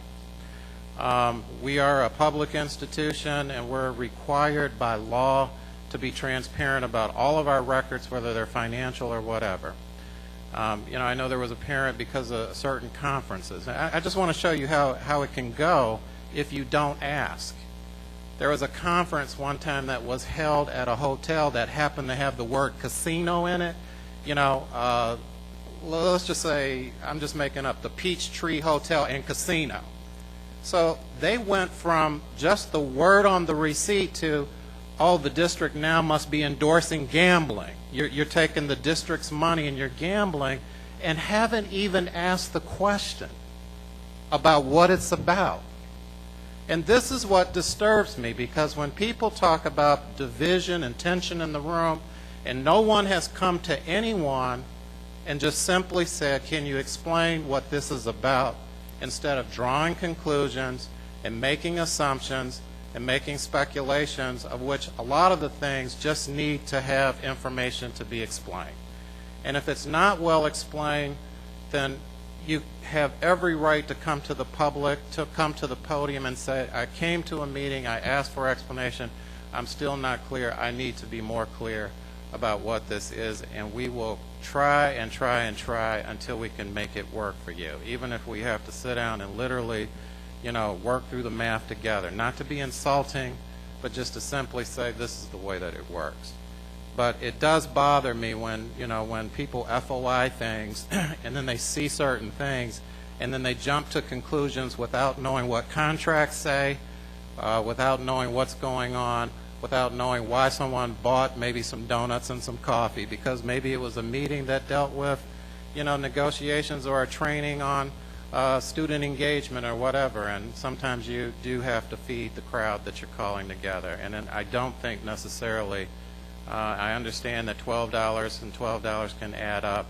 I get that. I get that. Someone, just one last example again, and if the board wants to change this policy, they can change the policy. But someone had taken a receipt and said, now we're buying flowers for this thing and that thing.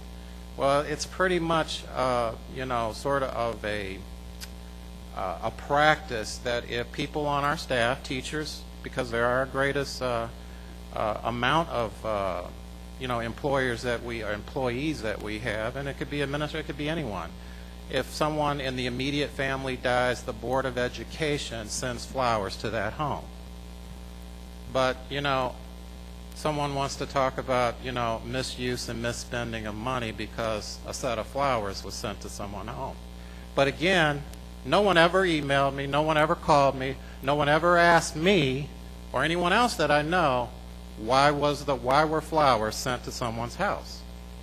But yet it'd get out in the community, we're doing this, we're doing that, and all I'm asking, and I'm just asking, as humbly as I know how, is to please come and ask and get the information that you need to get, because that way it will cut out the rumor mill, like I told Mike Teray, and that's why I'm proud of him, because I said, Mike, stop letting people fill your head with things that are half-truths.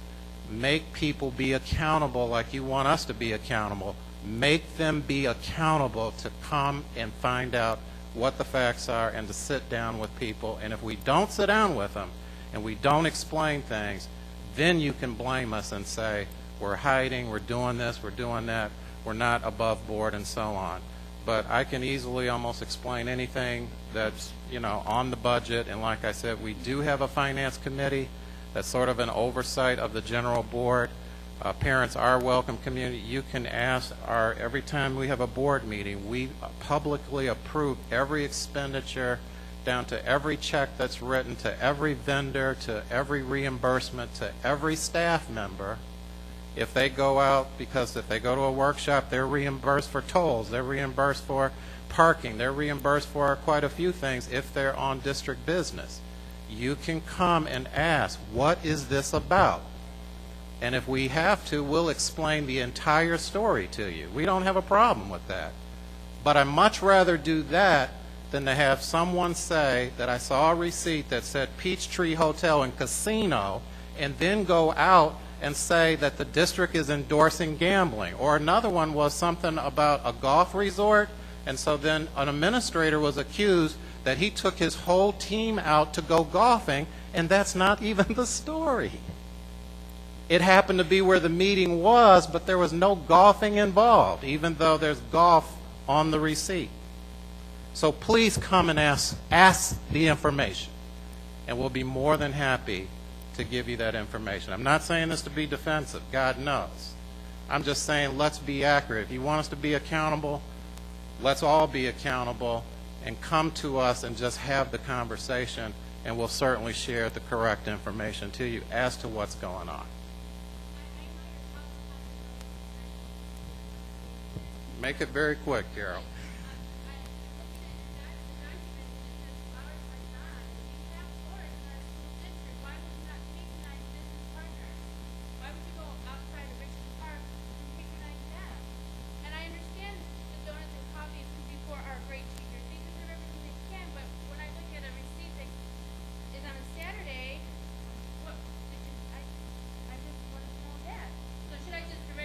You need to come, because definitely there are Saturday meetings. There's all kinds of things that go on weekends. Yes, exactly. Yes. Okay, so then I'll just talk to you, or do I talk to my board representative, or talk to You can come and start. Why wouldn't we patronize our businesses in our And again, Carol, that's why you need to know the story, because that's right. Because you don't know what the circumstances was. You might not. It might have been a special thing, and the local florist didn't have it. And again, if you have the question, like you said, I have the question, rather than to make an assumption and make an interpretation badly, come find out what the story is. Okay. All right. Well, I'm just telling you that from some of the emails that I got, people aren't asking. They're making direct accusations. I didn't say any of you. I just said some of the things that I've heard. So I'm just saying, come and ask. That's all I'm asking. All right.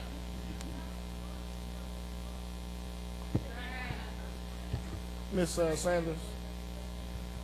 Good evening, ladies and gentlemen. A lot of you, I wanted to address some of the concerns you had. There were a lot of accusations made towards the board, and I am an individual, so I certainly speak for myself, but I certainly stand with the members of this board as I sit for the last 9 months. And one of the things that troubles me is the fact that somehow there isn't this "we want you to know." I'll take it back 3 years ago when I sat in the Milton Payton Center alone. For 3 years I sat there. For these last 3 years I've sat there alone in the meetings when they had public hearings. I remember once they had a teacher evaluation hearing, and there was no one there. And for me as a parent, I remember asking Angie, who's not here today, how can you have a public hearing and there not be anyone here? So I made it up in my mind then that I wouldn't be alone in a meeting. So I asked friends and I asked neighbors, we need to really come out there and ask the question. And that's how I got here today, because I wanted to know. I asked the questions. And just like when you say, I've had a lot of people to send emails, and they have been accusatory, and anybody who knows that has sent me an email in 9 months, I have responded momentarily or as soon as I can get to it. It's not my full-time job, but as soon as I could get to it, because it's important to me to respond, because it was important for them, for me to receive a response from them. at them as in the past. So again, with this issue, I'm in agreement with John to this degree that I've heard a lot of innuendo and a lot of divisiveness. Nobody has come to me. I've heard you came to my house, you knocked on my door, you asked me to vote, and I did. And I asked you to vote because I asked you to trust me that I am a parent of 3 children two in the district. I care very deeply, obviously, for them, but there's no way you could sit here on this board and not be concerned about other people's children. It's impossible because the things affect my kids' friends, my neighbors, people I have to look in their faces on a daily basis. To hear people say, you're throwing my kids under a train. Who throws a child under a train? That seems inhumane. I'm not an inhumane person. I'm human, I'm feeling, I'm loving, and I'm kind, as well as I would imagine the rest of my colleagues. And this is an issue of love. This is an issue of sharing. This is an issue that we must come together. To say that somehow I would condone anything that isn't right. This is my tax dollar, too, that is being spent. So have I asked questions? Aren't we asking questions? We're asking, when you look, I've encouraged some parents today, check the Illinois State Board of Education site as well. It says that we're not to stand over these guys' head and say, what are you doing there? But don't think for 1 minute the questions aren't being asked. But I just challenge you, too. Nobody has come to me and asked, I can speak if she doesn't mind me saying her name. Carrie Sontag wrote me an email, asked specific questions. She didn't badger me. She asked me a question. She also asked me to take the ideas back to the board and to present them.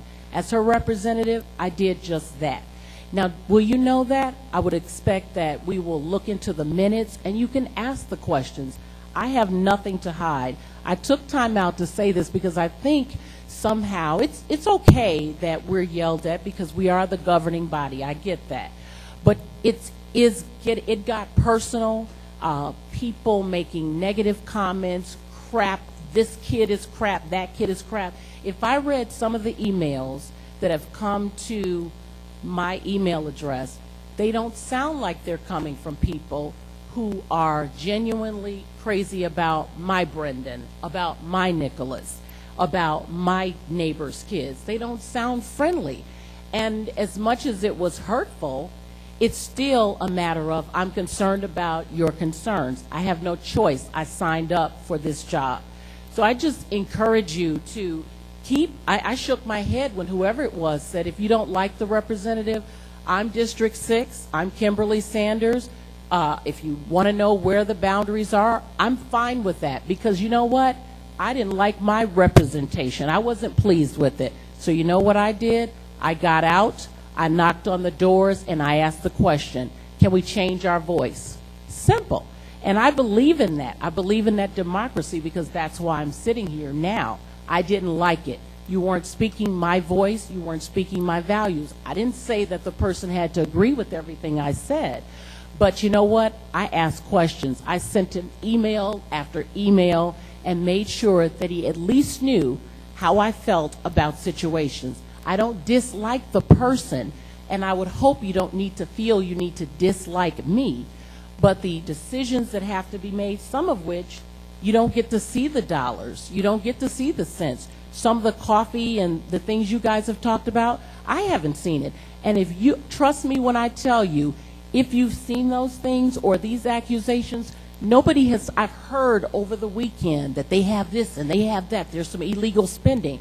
But nobody came to their representative, which in my case would be District 6, pointed those things out so that I could go to these gentlemen and say, where's the money? Because I won't sit anywhere where I believe that there is any illegal activity being done or any wrong spending, because I'm a resale mom and a consignment mom, and that means that I'll do secondhand if necessary. So I believe that my kids deserve an education in this building because I pay the taxes right along with yours.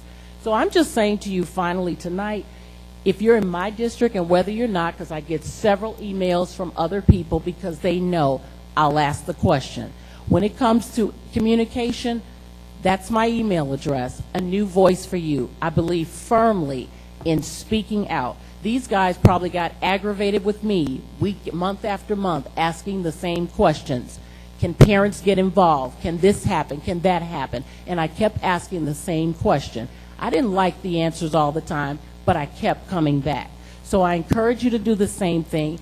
Don't judge your board member until you have spoken to them directly, not through a nasty email, not through something that, is an accusation. You don't know me, at least on paper.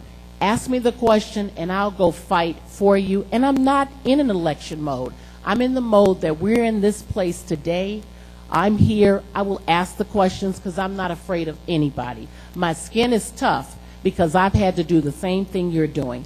Fight for my kids, and I'll do it by any means necessary. I think Laura Hirsch got mad at me a couple of years ago when I said I'm vicious about my kids. So I encourage you. I'm enjoying it. Somebody can tell you out there that I said that we should be out here with signs. We want our school. We want our teachers. Because that's how I feel. If you show enough energy, and I'm applauding you for being here tonight, but I sat for 3 years over in the Milton Payton Center.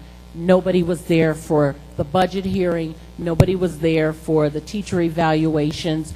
And I'm just saying, we need to be here. I'd love to see you here in May.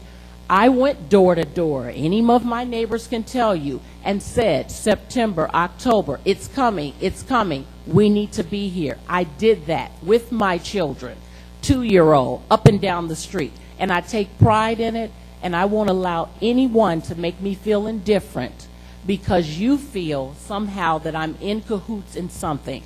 I just think you really need to come to your board members. I know John is the superintendent, but we're your representative. And we can go and ask the questions and demand the answers for you. I thank you for your time. You have anything you want to say, Ms. Hall?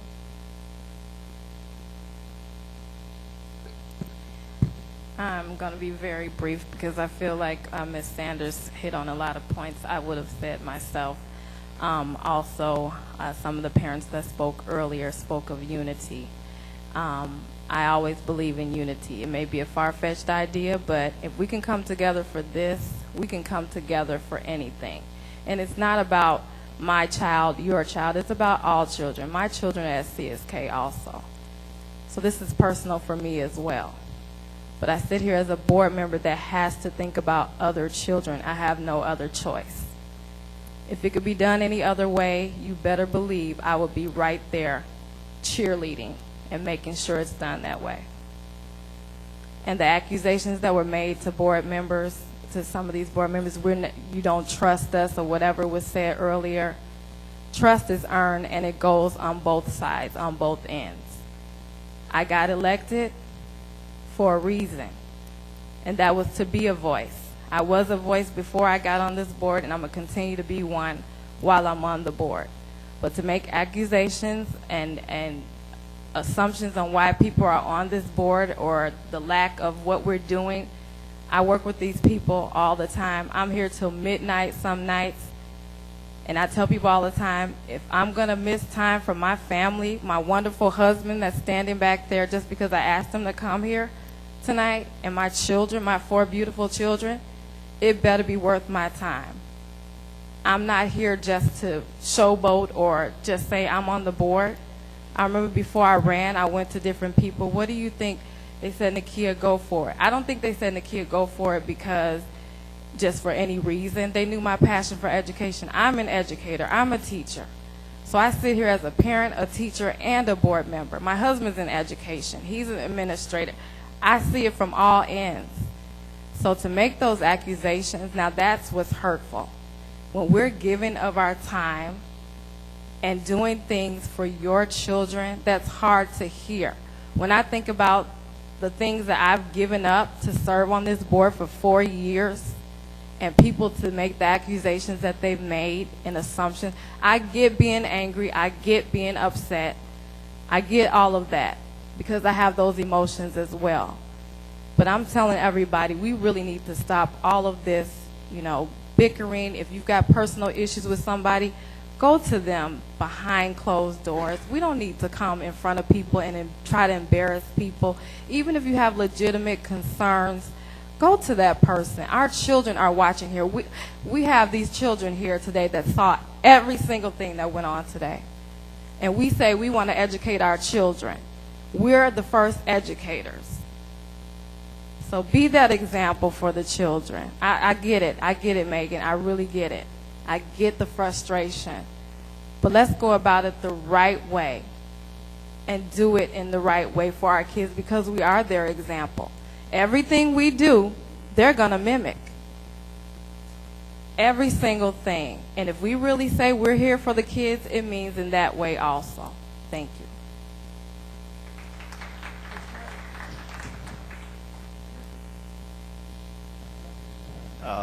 Yeah. Mike Terese said a lot of things tonight. I agree with him, and I got to tell you something. In the 15 years I've been listening to Mike, we don't agree on a whole heck of a lot. But he did say start contacting your legislators, and you know, one of the things, and I mentioned this to Carol and a couple other people tonight, is that the reality is the state's not paying us. Right now, the state has $45 billion in unpaid bills, $1.45 billion in unpaid revenues to school districts throughout the state of Illinois. You've got to get active, and I know most people don't like the idea of getting politically active for some reason. Contact Toy Hutchinson, Anthony DeLuca, Lisa Dugan, the comptroller's office, Tom Hines, because the comptroller now refuses to release any money for hardship cases that are brought to him by the General Assembly or members of the General Assembly. That means if my senator says, you know, that District 201U is a hardship case because they're cutting $6.1 million, send the stuff to Mike Madigan's office. The speaker is a very powerful man. He's the one who's got a plan, in theory, to move money around this fall. You probably won't see anything. The word is they're going to adjourn the 8th of May. And they're adjourning, and we're pretty sure of that because they've got people moving into the Capitol to start renovations on the 9th of May. So contact these people. I mean, take the fervor and take the fire that you've got in you tonight and use it on those politicians. And write them. Every letter is like 1,000 people. Drop into their offices. That's like 5,000 to 10,000 people. If you keep doing it, it pays off in the end. That's it. Get involved with them.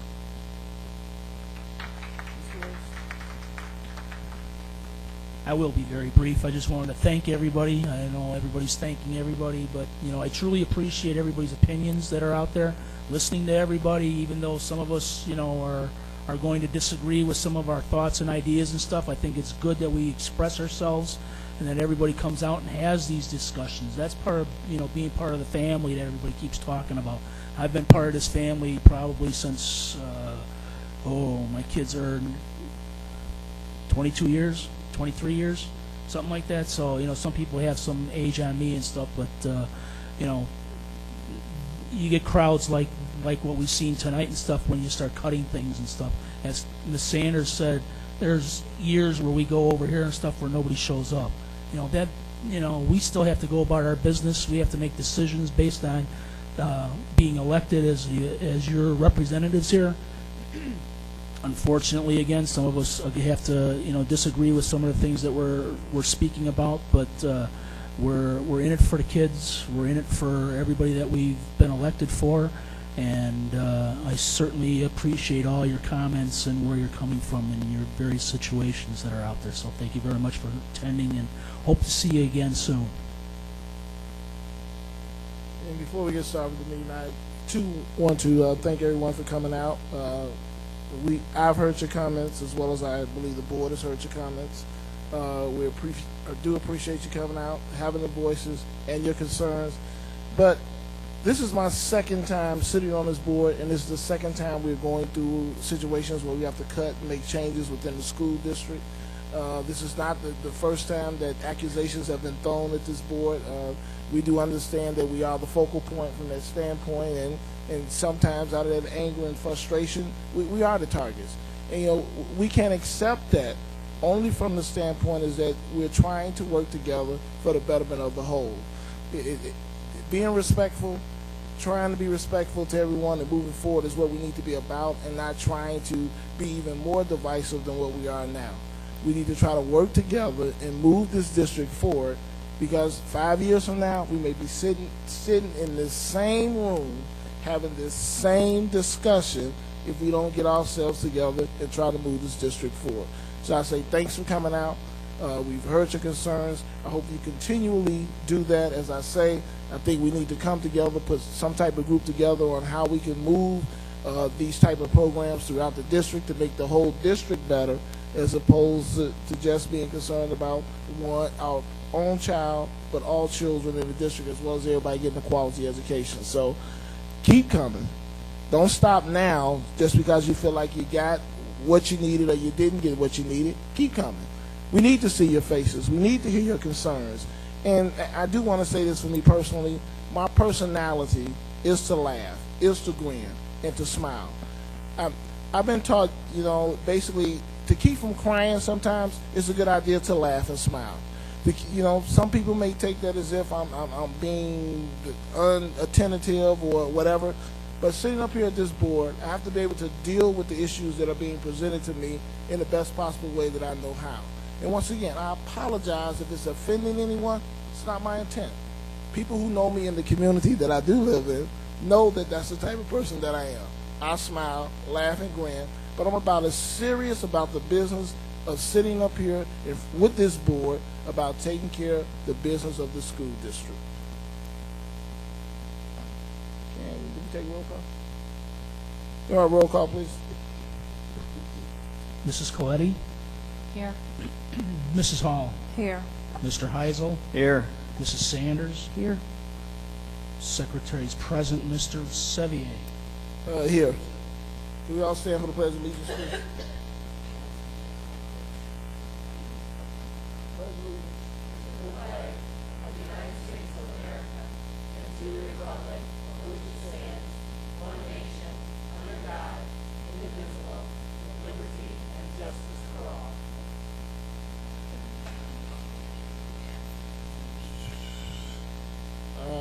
No need, we did public comment, no need for a closed session. Move right into the business meeting, the consent agenda. Is there a motion for the consent agenda? Move to approve. Second. Moved by Mr. Heisel, second by Ms. Coletti.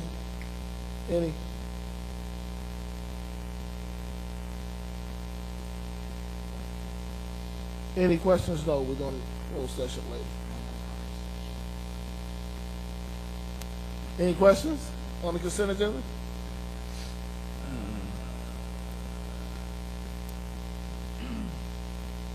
All in favor? Aye. Aye.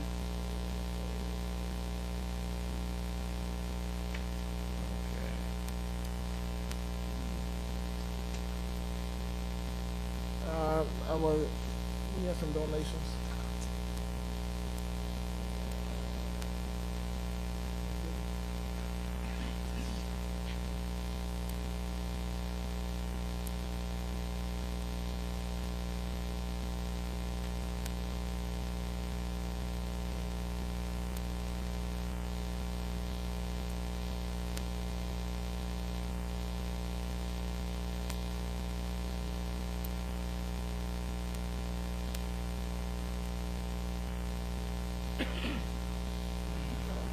I would like to take this time to thank Mr. and Mrs. Sanders for their generous donations to the Crete Monee High School for $100 for our Black History Month trivia contest.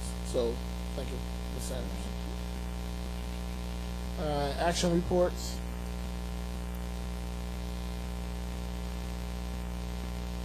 Can I have a motion for the renewal of Crete Monee High School's IHSA membership?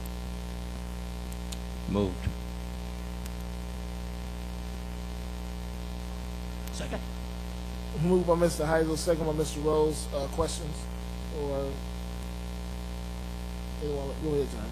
This is our annual application every year for membership dues to be a part of the Illinois High School Sporting Association. And if we don't approve this or pay for it, then it just simply means that we cannot participate in any IHSA approved programs. So my recommendation is that we do approve the fees and that our students can participate in their sporting activities for next year.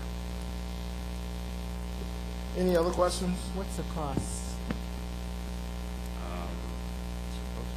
Hold on just a second. I think it should be listed under the renewal. So hold on a second.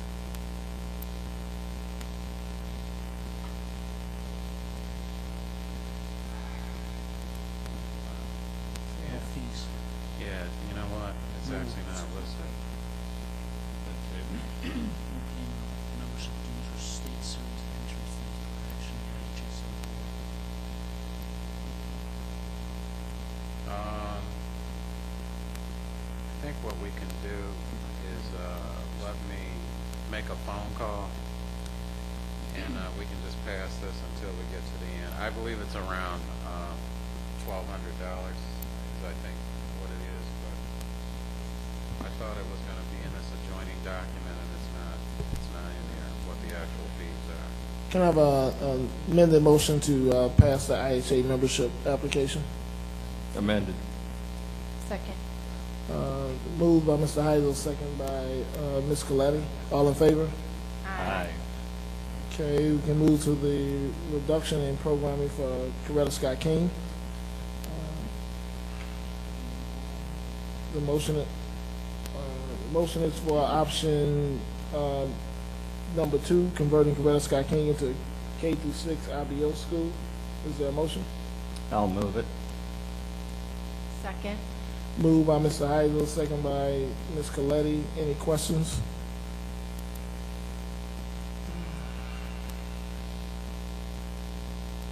Roll call. Hold on, one question. Just let me get clarity on the discussion that was had with Ms. Hirsch. Explain to us again, with this B proposal, the students leave from the 7th and 8th grade students would go over to the middle school, and they're in, are they in an IB program there? Explain that to me once more. Well, currently we don't have an IB program at the middle school. So, I understand. So they would be moving there for next year. There would not be an IB program there, but as we've heard tonight, there is an interest in pursuing a middle years program at the middle school. So that would be discussions that we would have to start with the administration and the board to pursue that. There's also the American Diploma Project. And can you also explain why option 3 was not a viable alternative, converting Coretta Scott King into a K through 8 non-IBO school?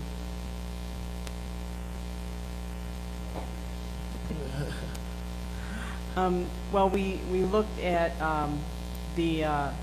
what we would need in order to maintain the K-8 structure, and in terms of reductions, we, by our union contract, still are under contract to provide a middle school schedule at the 6-8, so the reduction would not be as great as it would be to get to the number that we're targeting.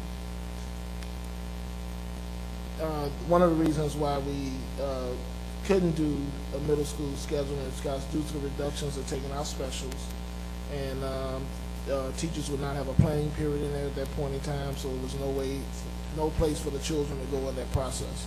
Well, if the specials were eliminated K-5, then classroom teachers would be responsible for doing it like they will be at the other elementary schools. And that's a violation of contract. For 6 to 8. Through 6 or 8, yes. Okay, I just wanted to make sure that was out. So, I think also I wanted to say that the issue of not being an IBO school was not the position that anyone took on the board or the administration, because we felt that all of the hard work that the staff community and parents have done as far as pull together to receive that authorization would be all for naught if we did not pursue the IBO status. So it was a compromise. I understand there's people that don't like it, probably don't like any of the options, but the point is if you had to make a certain dollar amount, we felt that the best option to look at is a K-6 option, but to maintain IBO status, which still means that the extra programming such as music, art, PE, and Spanish will remain intact in order to keep the IBO authorization out of jeopardy when they're reauthorized again or looked at again for certification a year or two down the road. And Laura, we looked at every available option before arriving at these three. Yes, we did look at every option. And just, I had a parent to ask me earlier, so the students who are disseminated into the 7th and 8th grade center who are currently Coretta Scott King students, I had an understanding that their teachers would be following, they won't. And I think I can answer that one. The teachers wouldn't be following those. If the teachers were following, it wouldn't be a true cut to the budget. So there's no way the teachers could follow the students from that standpoint. It's my hope, my hope, that we do retain some of those teachers and they move to the middle school, but I don't know what that is. And it is true that some of the tenure teachers, most likely will be moving with the students, but not the whole upper grade is not just moving in mass over there, because first of all, some are non-tenured, and the school can absorb the students without adding a lot more staff, but there will be a few, as well as the middle school or the Coretta Scott King assistant principal. Most likely, if the board approves this, will be moving over to the middle school also, so that there will be some familiar faces for students to know right away that are adults in their lives that have been a part of their lives for however many years that they've been there, so that there can be some transition that is easy or easier because of the fact of the planning as well as the familiar faces. How long do you think it'll take before some of the middle years programs, will actually get to the 7th and 8th grade center? In other words, for those who are concerned that their kid is, kind of going into a blind zone, leaving the Coretta Scott King and then, of course, transitioning, will it be a foreign site for them to have to deal with? I would say this, and again, I'm certain that, depending on who you talk to, could have a different answer, but this is the answer I'm going to give the board. And that is, let's keep in mind that it wasn't an approved or authorized middle years program yet. They were certainly in progress. And I think many of the things that they have done in working toward that will not go in vain because of one, some of the staff may be moving with the students. All of the work that was done, we want to try to incorporate as much of that work actually into either the curriculum or into the instruction that happens at the middle school as a whole. As far as the timeline in particular, that's something that I don't want to answer right now because I would have to find out when you're starting, in a sense, with a new school entity and talking with IBO, how much work, if it's certain curricular units or whatever the criteria is, would they allow to transfer over to a new school if we can prove that certain of the people who created that program comes with and that curriculum, can be easily put into, well, not easily, but can be put into place on a certain timeline. And so I think that talking with IBO is going to be critical, but what I would say is that minimally, you're still talking about minimally a year's worth of planning and transition. To sit here and promise the public that next year, we're going to pick up, from where we left off would not be a fair representation of facts. And is that because cost is a factor? Not really. I think it's going to be the fact of the groundwork that has to be laid with the entire staff at the middle school, rather than just a group of 4, 5, or 6 people, which is what you had at the current school that it's at now. I mean, it's a much larger group. I think we'd have to talk about, are we talking about a program within a program, or are we talking about a program that's going to permeate the entire school, is one of the issues that's going to have to be discussed.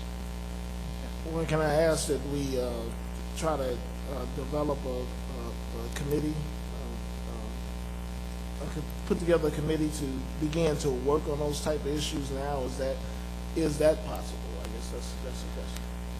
I think it can be part of the transition committee, and yes, I had already talked to Ms. Cresos about the fact that I believe it's Jean, I forgot Jean's last name now, but one of the parents who came up, Jean Duncan, who gave comments tonight. I agree with her 100%, and I'm sure Ms. Cresos would agree with me on this. I think meeting with the parents and having them as involved as far as a voice and being on whatever transition teams or committees that they can be in is going to be critical to the success of the transition. So yes, I think a transition committee eventually is going to be put in place right away. I do believe parents should be involved in the whole conversation about IBO curriculum, IBO instruction, IBO units. All of that is going to be a part of the discussion. Any other questions? Roll call. Mrs. Hall. I abstain from the vote. Mr. Heisel. Aye. Mrs. Sanders. Mrs. Coletti. Aye. Secretary's aye. Mr. Sevier. Aye. Mr. President, I just want to make sure. So back to IHSA, because now I did see this, maybe that's what Mark was talking about. There are no fees for this year. I just want to make sure that because I was really busy reading. Okay. Okay. Well, in answer to the question, because Board Member Sanders asked, is there a fee? Now, since I've had a chance to really read this year they are not requiring a payment. It's in the first line for membership. But what they're still asking for, your school may renew membership by confirming that your school continues to be recognized by the Illinois State Board of Education, and by certifying that your Board of Education governing board has voted to adopt and abide by the Constitution and bylaws of IHSA. And so those are bylaws that we've been abiding by for years, which just basically governs sportsmanship, fair play, and other issues regarding sports. And so really all it requires is a board approval without a cost this year. So can I have a motion to approve the IHSA membership? Moved. Second. Moved by Mr. Heisel, second by Ms. Coletti. Any additional questions? As we're not spending money, all in favor? Aye. Aye. Any opposed? Motion passes. Down to business action reports. We have a motion for the renovation of the football athletic field. Is there a motion? Move. Second. Moved by Mr. Rose, second by Mr. Heisel. Questions? I have some. Can you explain this?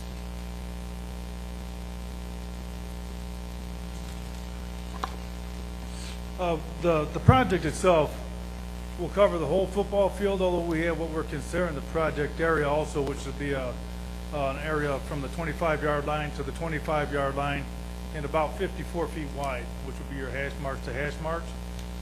We're going to rebuild the center of the field, give it more crown to help the drainage. The design of that football field is that it's got perimeter drainage. There's no drainage through the center. Crowning that field is going to help us alleviate some of the problems we had last year in years past. And when we've done work on the field, we've kept it more flat, mostly because of soccer. Although we're seeing a lot of the people with natural turf fields are bringing the crown back for the same reason. They're having problems with the centers of the field. Just it becomes a swamp basically, and once it starts holding water and gets compacted, basically you kill all the grass in the center of the field. We're actually gonna, like I said, we'll build the crown.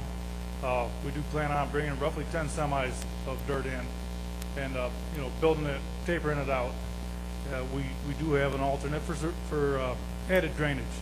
If we deem it necessary, I will talk with the contractors. If we have areas that we just think are going to stay wet no matter what, we will add drainage. We got a good deal on the drainage compared to the estimates I had previously brought to the board. And the firm that we use as a consultant was actually the high bidder, but they're also known for their sports field work. So you can tell by the bid, the discrepancy that there are people that are hungry out there. When I saw the discrepancy on the bid, I called the company the low bidder, and he said just that. He said that what they're doing is trying to keep their people working. They knew they were bidding very aggressively, and that they said they'll stand behind that bid, 100%, and just hope that they'll get more business out of it down the road.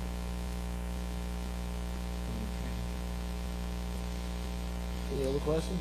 I was going to ask if we ever done business with these guys before.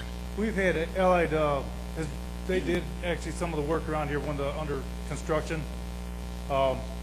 They've done some for the village, and then you do see their trucks. They're a big company. I know I've seen their trucks up and down like 355, doing the work on the sides of the roads, stuff like that. So they're big. They're out of Joliet. They're a good-sized company. What's the completion timeline on this? I gave them substantial completion on May 10th, and they don't think that they should have any problem weather permitting. Oh, okay. I think they're looking like a 5 days in and out if we don't add a lot of drainage. As long as we got water out there and things like that for the summer so it doesn't burn. Right, and we do have irrigation on the field. And that's one of the places that we're very about adding too much drainage is because you start irrigating and then draining the water right back out. That's just as big a problem. I have a question. Has the athletic director worked along with you and buildings and grounds to establish, has a maintenance schedule, a regular maintenance schedule been established to maintain the field?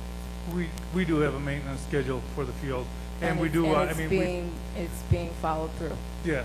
Mm-hmm. What happened last year? The way the field really got torn up was it was just so wet, and we played games on the field. The field was overused. We are working with the athletic director to start to limit use on the field, and everybody's in agreement. In the meetings that we've had, that we have to take pressure off of that field, or we could end up with the same thing no matter what we do.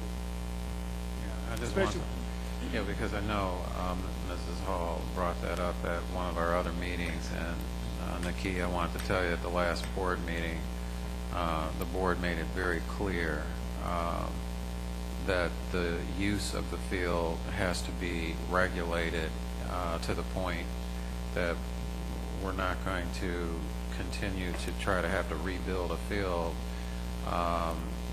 So that means that we're going to have to limit maybe some community use as well as even some of our spring sports. Now we're going to have to look at other avenues. One of the things that we talked about is the rental of Heritage Park for some of our spring sporting events, because the field doesn't get a chance to ever rest. Most of the renovation, resodding, aerating, whatever else goes on with sort of the building back up for the fall season has to happen in the spring rather than to have competitions in the spring. So we did resolve that, and they have been working with the athletic director, but even more so now because we just decided that we understand the wet season, we understand trying to be as accommodating to our public as possible, but we can't keep this type of expense up every year by being accommodating. We're going to have to, basically, we're going to have to say no to some people. We have to draw a line. I would tell you, the history is that we went from probably 20 games a year. We ended up with 48 games on that field last year, and that didn't include, I believe, the girls' soccer, which is not a lot of games, but the girls' soccer is on the field when we need to be on the field working, really is what happens. Spring is the time we can get in there, and if you put off, wait till the end of girls' soccer, then you wait till after graduation, there's a month gone, and they really want to be back on the field by about August 1st, as far as your football, things like that. So we'll have a very short window to work on that field. Keith, I got to ask the question. So what happens if we do nothing? If we're destitute and we do nothing, are the kids just absolutely not going to be able to play on the field? Can you get it to some sort of playable position? I mean, I'm just asking. Well, that's kind of what we've been doing. We're trying to keep up, and then all of a sudden it does become a safety issue. If you start getting big ruts in the field, like I say right now, there's no grass growing in the center area. Some of it's coming back around the end zones, which is a good thing. And the whole field will be covered. Really, I think this needs to be done just because we're going to keep on having to fix it and fix it and fix it if we don't do something that's going to help that water get off the center of the field.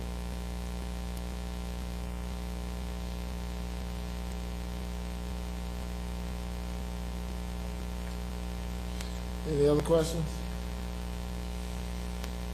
Roll call. Mr. Heisel? Aye. Mrs. Sanders? Nay. Mrs. Coletti? Nay. Mrs. Hall? Nay. Secretary's aye. Mr. Sevier? Nay. Motion fails.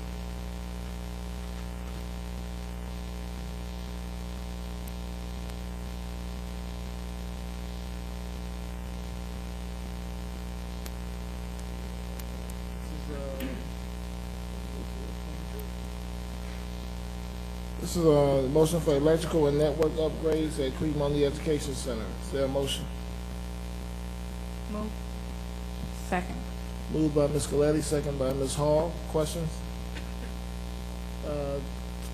Daniel?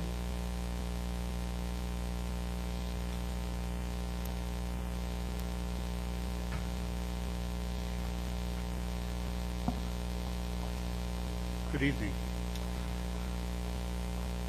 Earlier this fall, the board granted the business department to pursue bids for upgrading the electrical services to the education center where the administration complex is and ELC.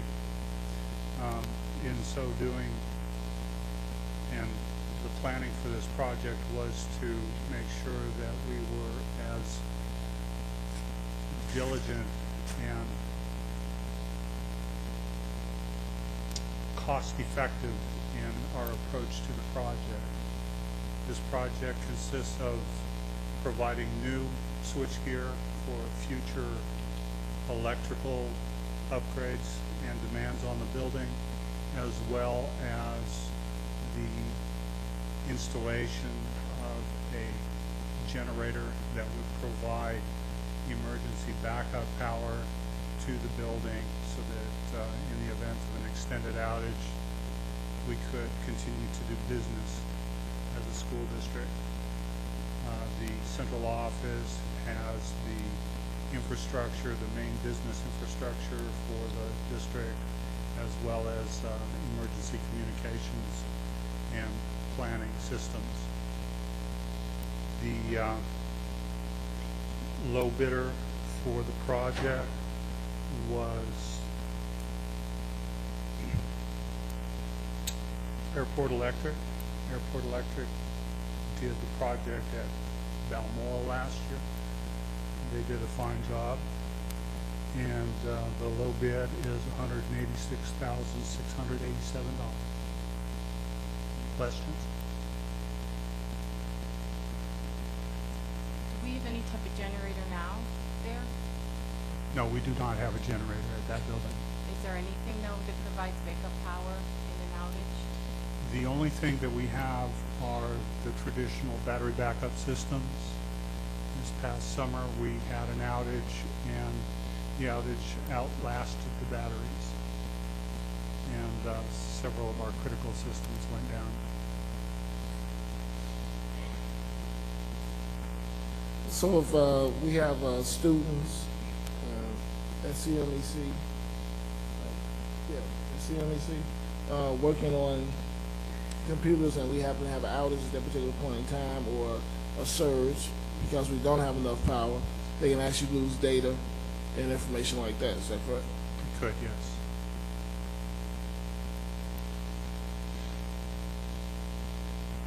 I just want to say to the board, this probably is the most critical building.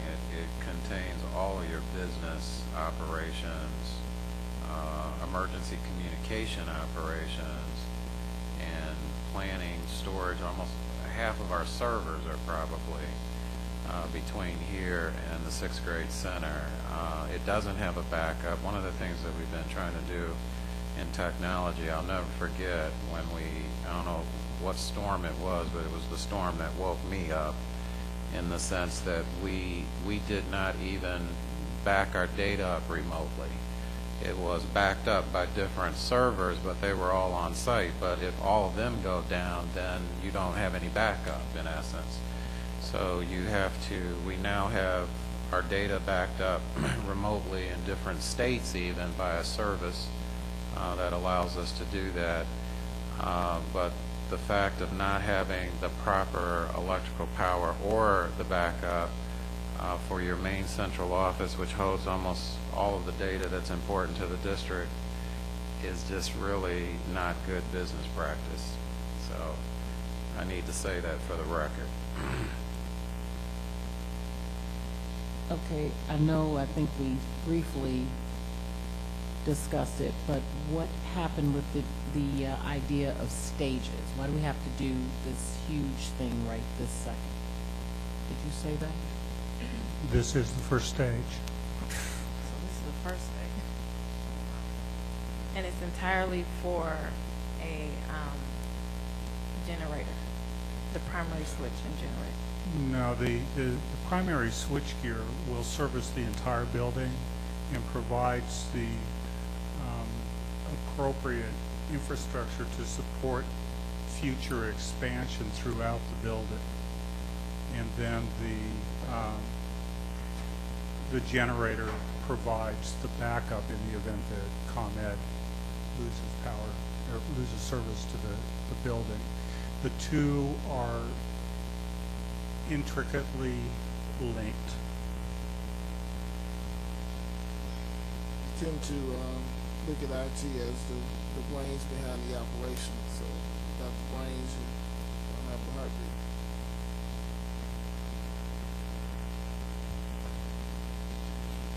Any other questions? I gotta ask, let me make sure I'm understanding it. If the power goes out, or let's say, just as it would at my house, there is no protection. I mean, once the system goes down, we don't have like a backup. Do I understand that's different here? We don't have a backup that could recover, or is that what he's proposing? That would recover the information. I mean, I'm saying, so is the detriment that we would never be able to get the information back?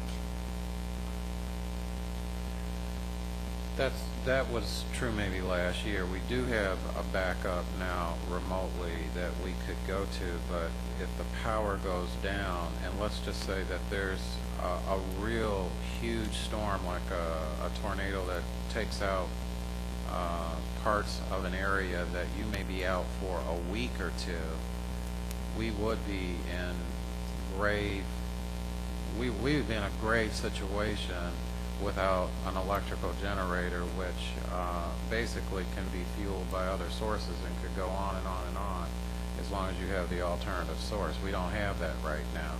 Yeah, a 1 or 2 hour, you know, just your lights go off and they come on in another 2 hours, that's not a problem. What we're talking about is the possibility, and it could happen, where such a damage comes in that you're down for several days, and it might be during payroll.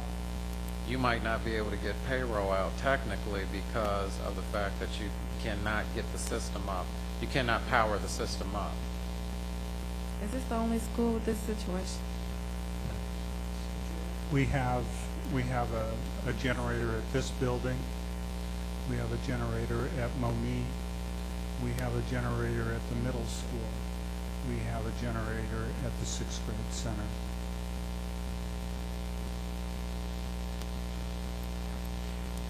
Plus the fact, I think that Bob can verify that we've had some power issues at central office. You know, things popping or stopping that have stopped business because of just the lack of the amount of power that we have in that building. Is that true, Bob? I think there's a concern with there's several copiers and printers in that building. And I think when they're all running, the lights flicker. It seems like, you know, there's a drain on the system, so I think this would help that too. But That's correct.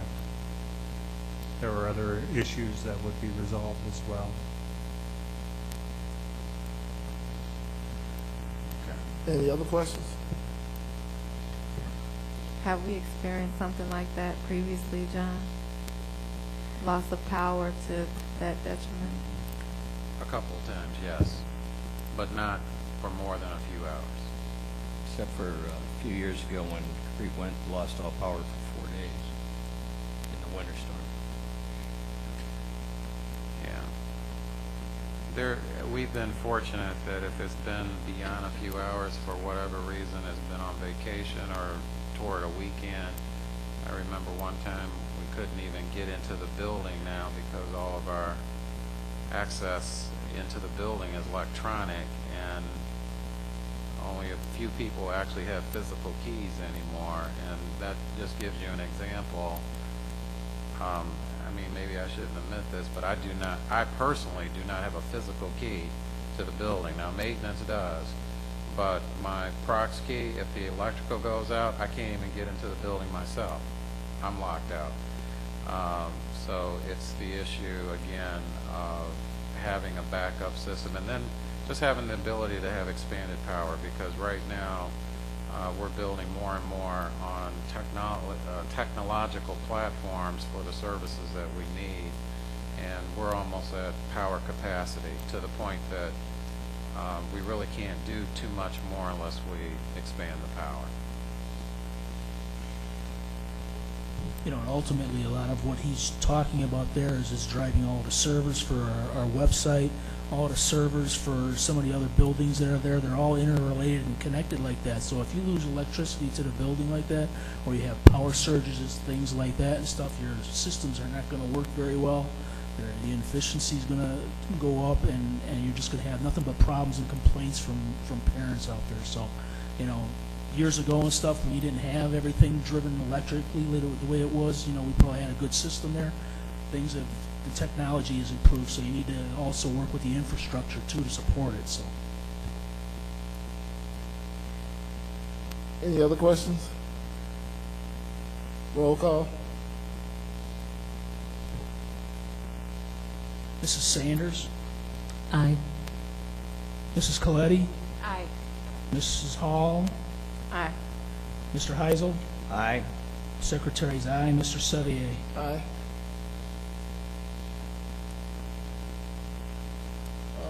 Motion for replacement of the roof for the 6th grade center and Crete Elementary.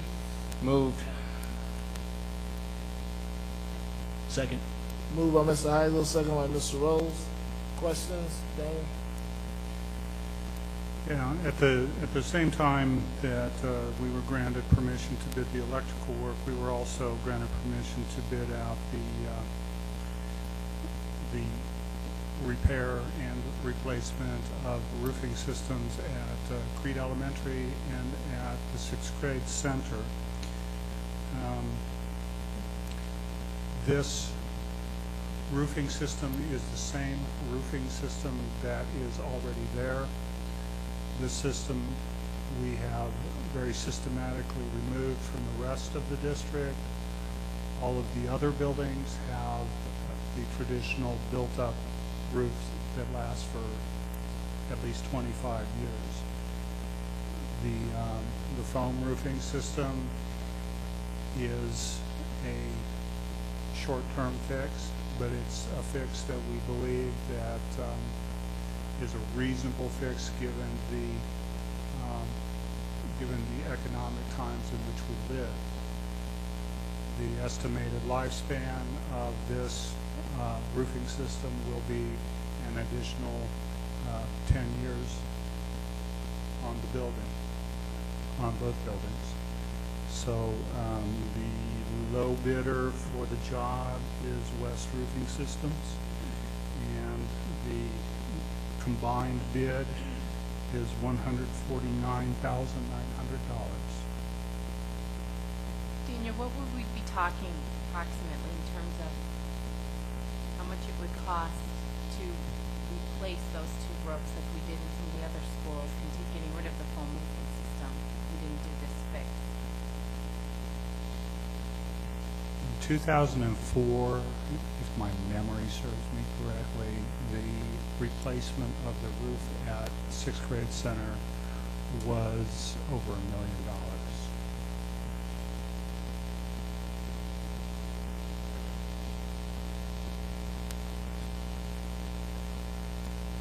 What's going to happen if we don't fix this roof?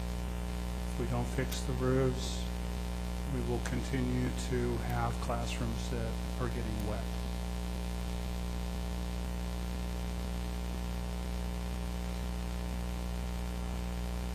Completion by what, August or sooner, or how's Completion prior to the start of school. starting school? And so foam, did you say foam roof? A foam roof? Yeah.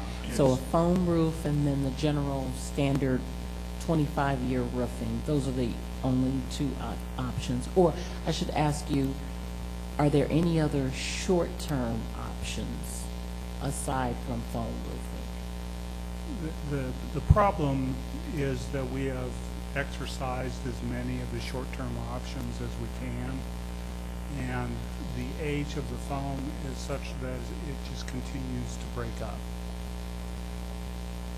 And that is a problem. We're going to be chasing these cracks all over the place, and the water will continue to infiltrate and get into the building. So the reality is what we really should do, if we could afford it, would be to replace the roofs. That's the real solution. Unfortunately, we can't do that, and this is the second best option. Yes, that is provided. If we're gonna keep the buildings, we need to definitely keep Mama Nature out.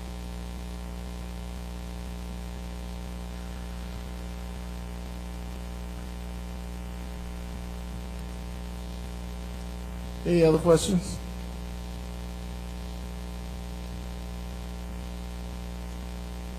Roll call.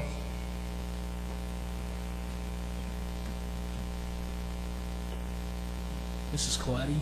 Aye. Mrs. Hall? Aye. Mr. Heisel? Aye. Mrs. Sanders? Aye. Secretary's aye. Mr. Sevier? Aye.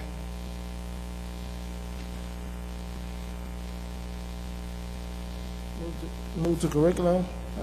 Can I have a motion to approve the graduation requirement, board policy 6.3 revision? Moved.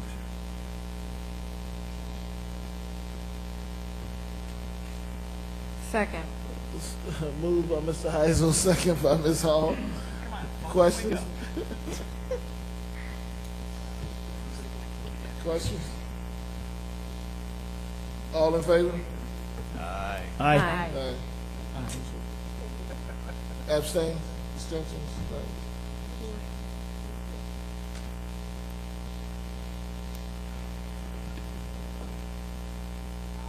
A motion for a resolution authorizing the reemployment of tenured certified staff. Moved. Second. Moved by Mr. Heisel, second by Ms. Coletti. Questions? Roll call. Mrs. Hall, Aye. Mr. Heisel, Aye. Mrs. Sanders, Aye. Mrs. Coletti, Aye. Secretary's aye, Mr. Sevier. Aye.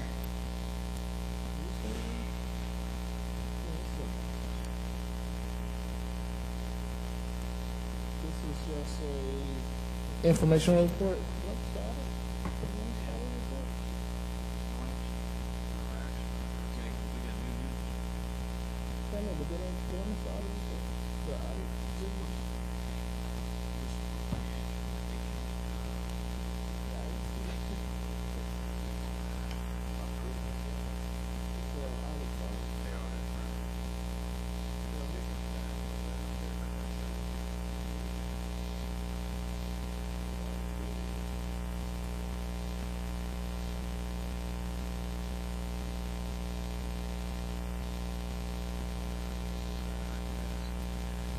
Bob, do you know if the audit firms, as far as the approval of, is that here tonight?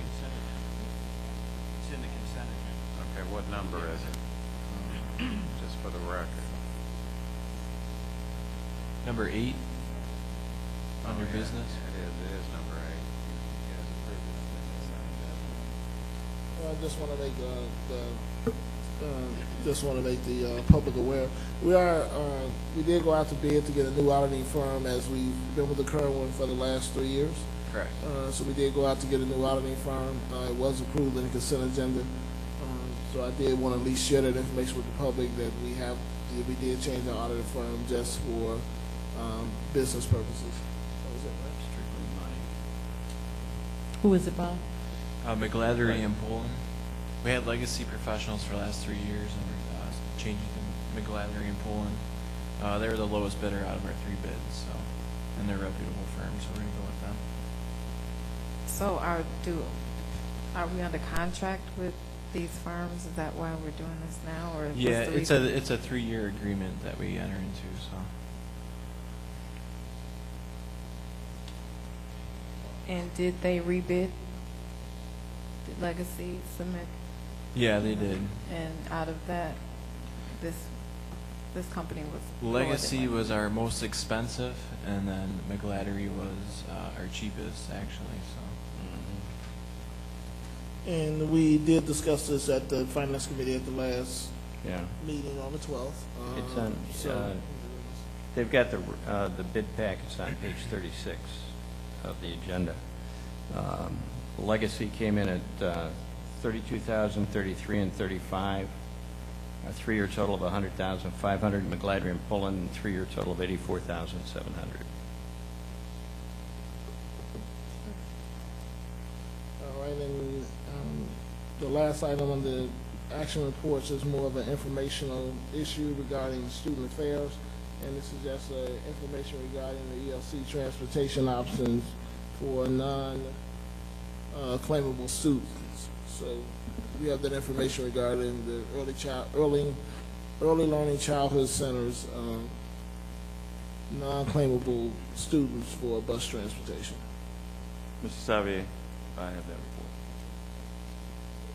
As the board will recall, the last meeting, April 12th, I was asked by the superintendent to take a look at viable potential options for those non-claimable students being currently served in the pre-K program at the Early Learning Center.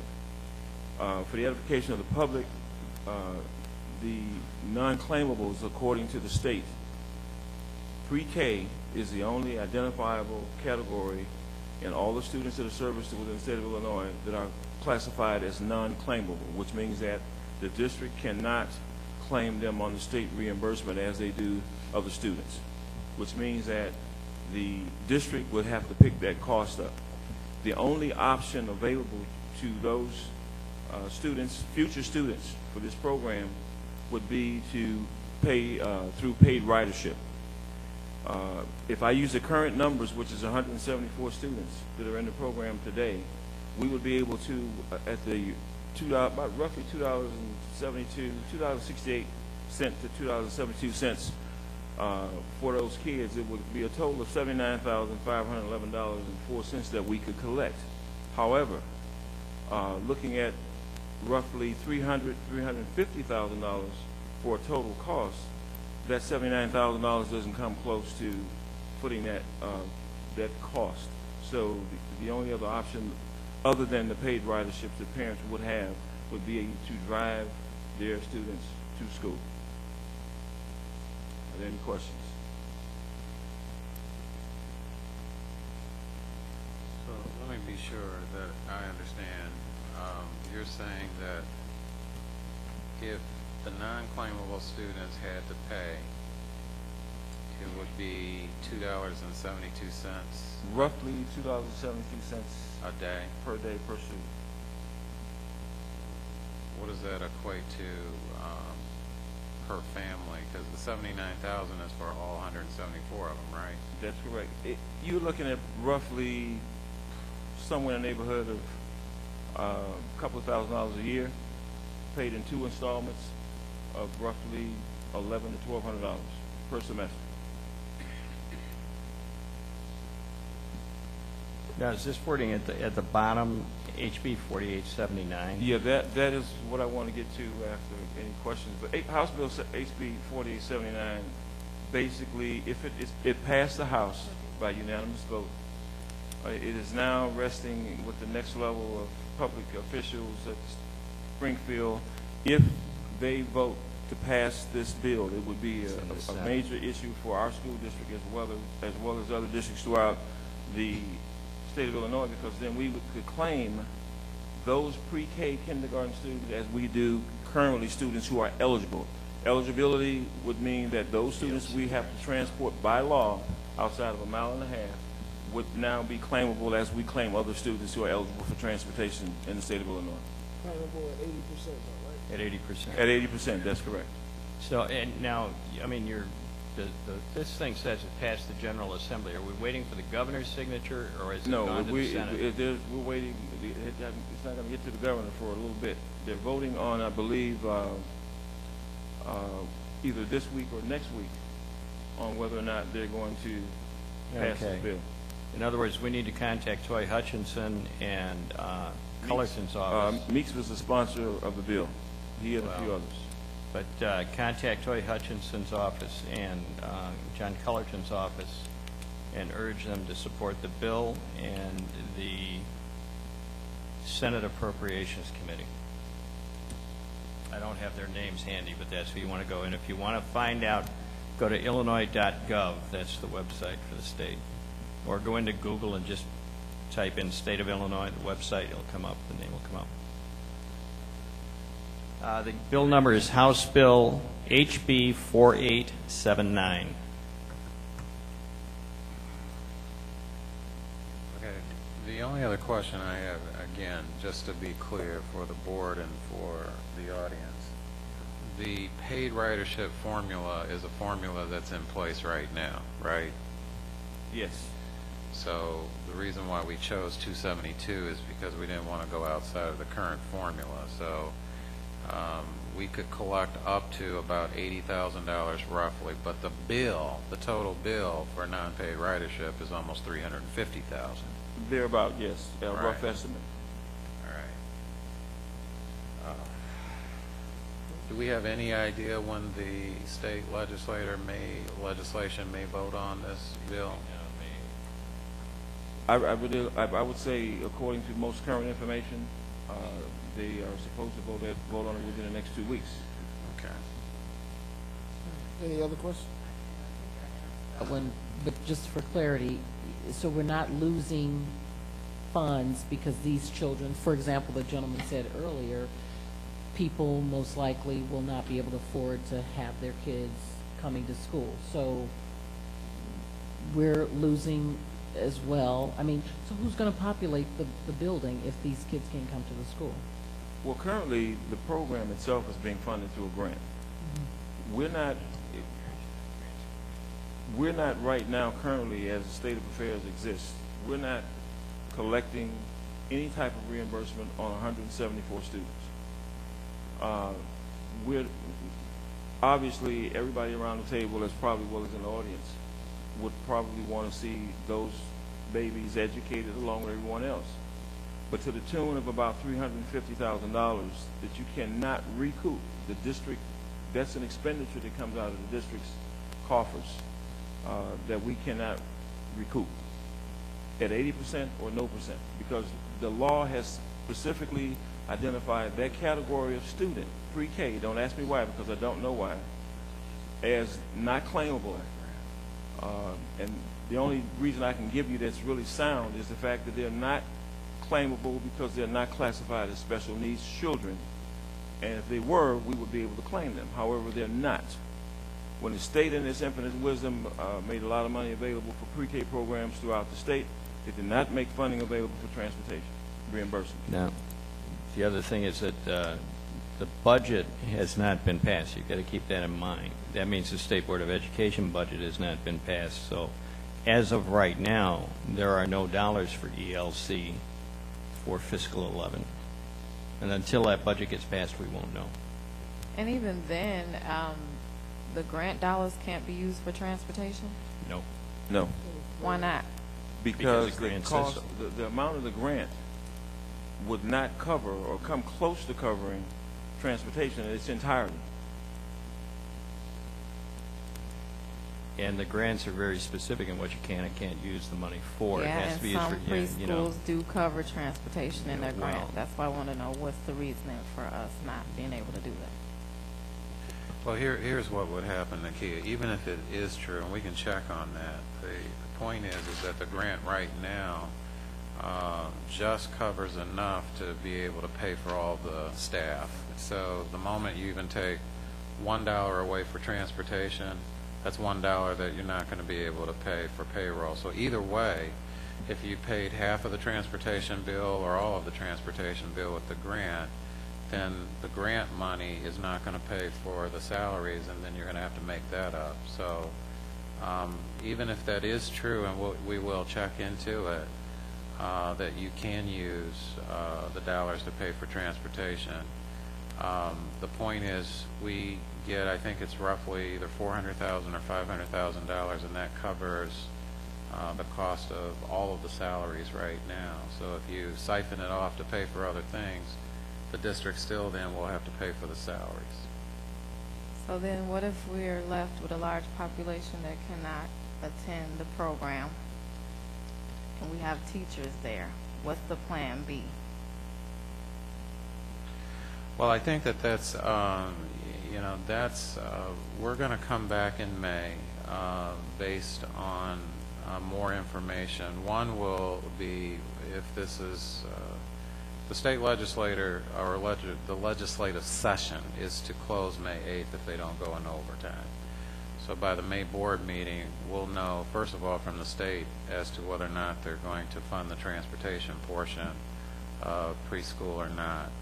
I believe that it might be beneficial for us to do some surveys with the ELC staff so we can come back with some real data for the board. But eventually, the board is going to have to make a decision. Right now, the facts are this. We know for a fact that we spend $350,000 roughly in transportation that's not reimbursed for. And the question becomes is, do we want to continue to take that cost up? Do we want the parents to contribute some of that cost toward transportation? Or do we not want to provide any transportation subsidies at all and depend on the parents to be able to bring their kids to school? I'm certain that it is true that if you take transportation away from some families, you're going to have some students that aren't going to be able to come. I'm also certain, though, that there are going to be some families that will be able to either carpool or bring their children to school. And so it's trying to get some facts around what kind of response can we get from if transportation was a situation where you either had to pay for it or you don't have it. and to find out what kind of numbers we would have. I'm also not sure, which we'll have to check into, is how that affects the program. I'm not sure that it affects the grant. I think it's a flat grant, but it could affect us possibly. Bob, do we get ADA money for preschool at all? No, the pre-K students are not claimable for ADA or Okay. transportation. Since it's all funded with a grant, then they're all non-claimable students. Okay, so that sort of answers the question, but again, I will check into that, Nakia, because if attendance drops, it doesn't affect ADA because they're not claimable in ADA either. So the question becomes for the state is, if you decide to not subsidize transportation anymore, and let's just say half of the 174 decide they can't make it. So roughly, we're talking, maybe it could be close to 80 some odd kids are out of the program. Does that now affect the grant? As far as them being able to give you the full flat grant amount that they give you. So we'll ask those questions. Transportation is also, just so that you'll know, we got to come back next month anyway because of the change in schedules now that we're going to have to be forced to deal with. Elementary is going to have to start a half hour later because there's no plan time now in the day as far as music, art, or PE. And the high school, because they're losing an instructional period, may start later. We're still dealing with the bus company on, is there going to be additional costs going from a 3-tiered system to a 2-tiered system.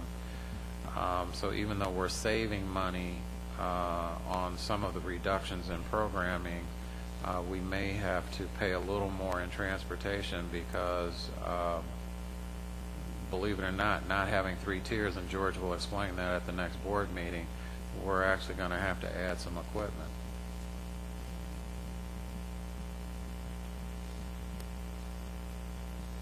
Kim, you were trying to say something. I'm sorry. So I guess you're trying to answer it. Still, I'm saying if you have half the students of the 174 and you have all these teachers, we can't transfer the money because it's in a grant. What do we do? I mean, these teachers can't teach could they teach kindergarten? I mean, what would we do with them? Well, right now, and again, I'll check with this, and I apologize for not having the specific answers tonight. I'm almost certain that we have accommodated the fact that we're down 2 teachers and 2 aides anyway, based on the fact that we felt, number one, we're not going to get all of the grant money, so we hedged, in a sense, if you want to call it, hedged our bets by reducing the staff by 2 anyway, which means that roughly, I believe Paul told me that that's taking into account the about 80 students because they can handle 20 apiece both in the morning, so that would be 40 for 2 teachers, 40 in the morning and 40 in the afternoon. That's your 80 right there, if you understand what I'm saying. Mm-hmm. So we've already made the adjustment for not having 80 students show up already, but not for the reason of transportation. It just happens to match. Preschool is actually paid for by 2 grants. There's the preschool block grant, which has been around forever in a sense, maybe 20 some odd years. And then when Blagojevich was in office, he put in an additional grant. It's the additional grant that the state has been telling us we will probably not see that money. And so we reduced the staff by 2 teachers and 2 aides for that reason, and it sort of takes care of the transportation issue simultaneously. So in essence, we're planning actually for 80 less students anyway.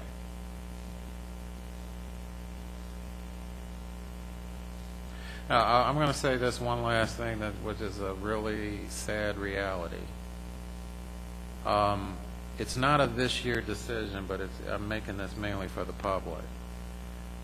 if the state of Illinois ends up only paying us for half of the program this year, because that's about the rate of reimbursement we're getting, we may get half of the money that they promised us this year.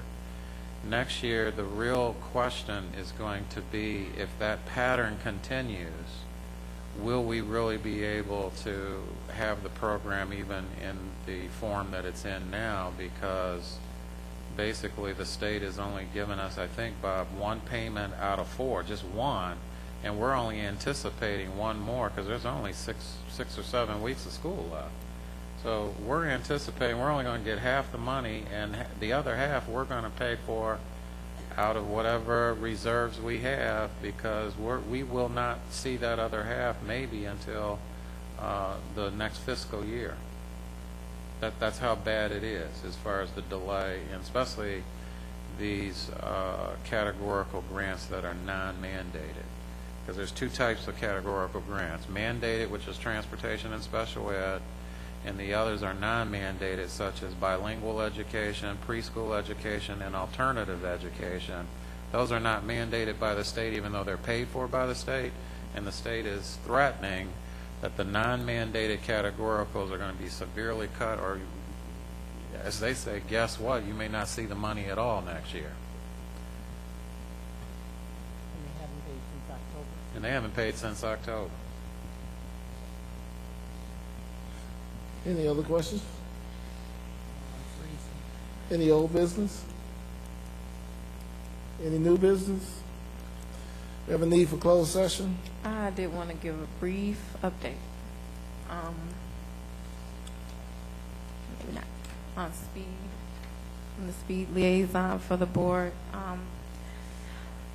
Just giving out a little bit of information from the last board meeting.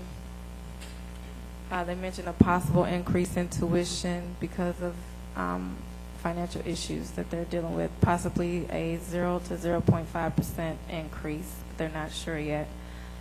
They mentioned that they are experiencing districts being behind in paying tuition.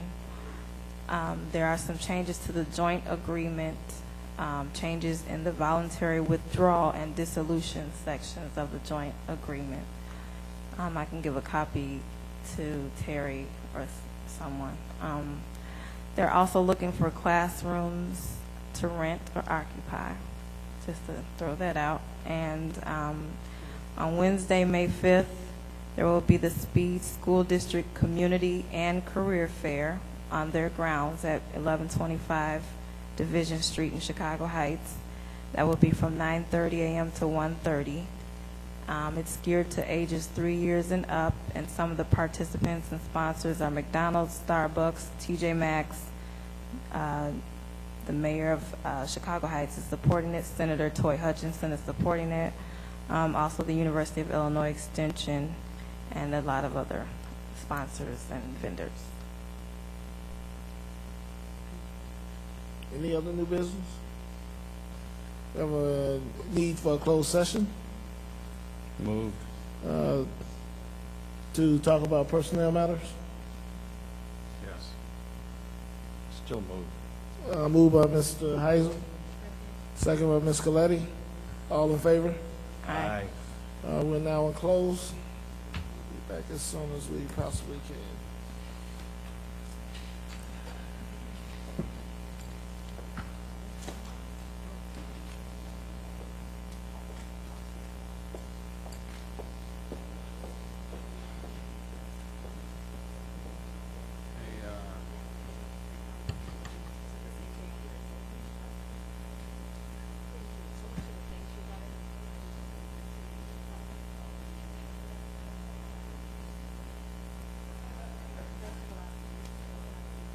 That's all right. That's appreciated. We get to do this every month, so that's all right.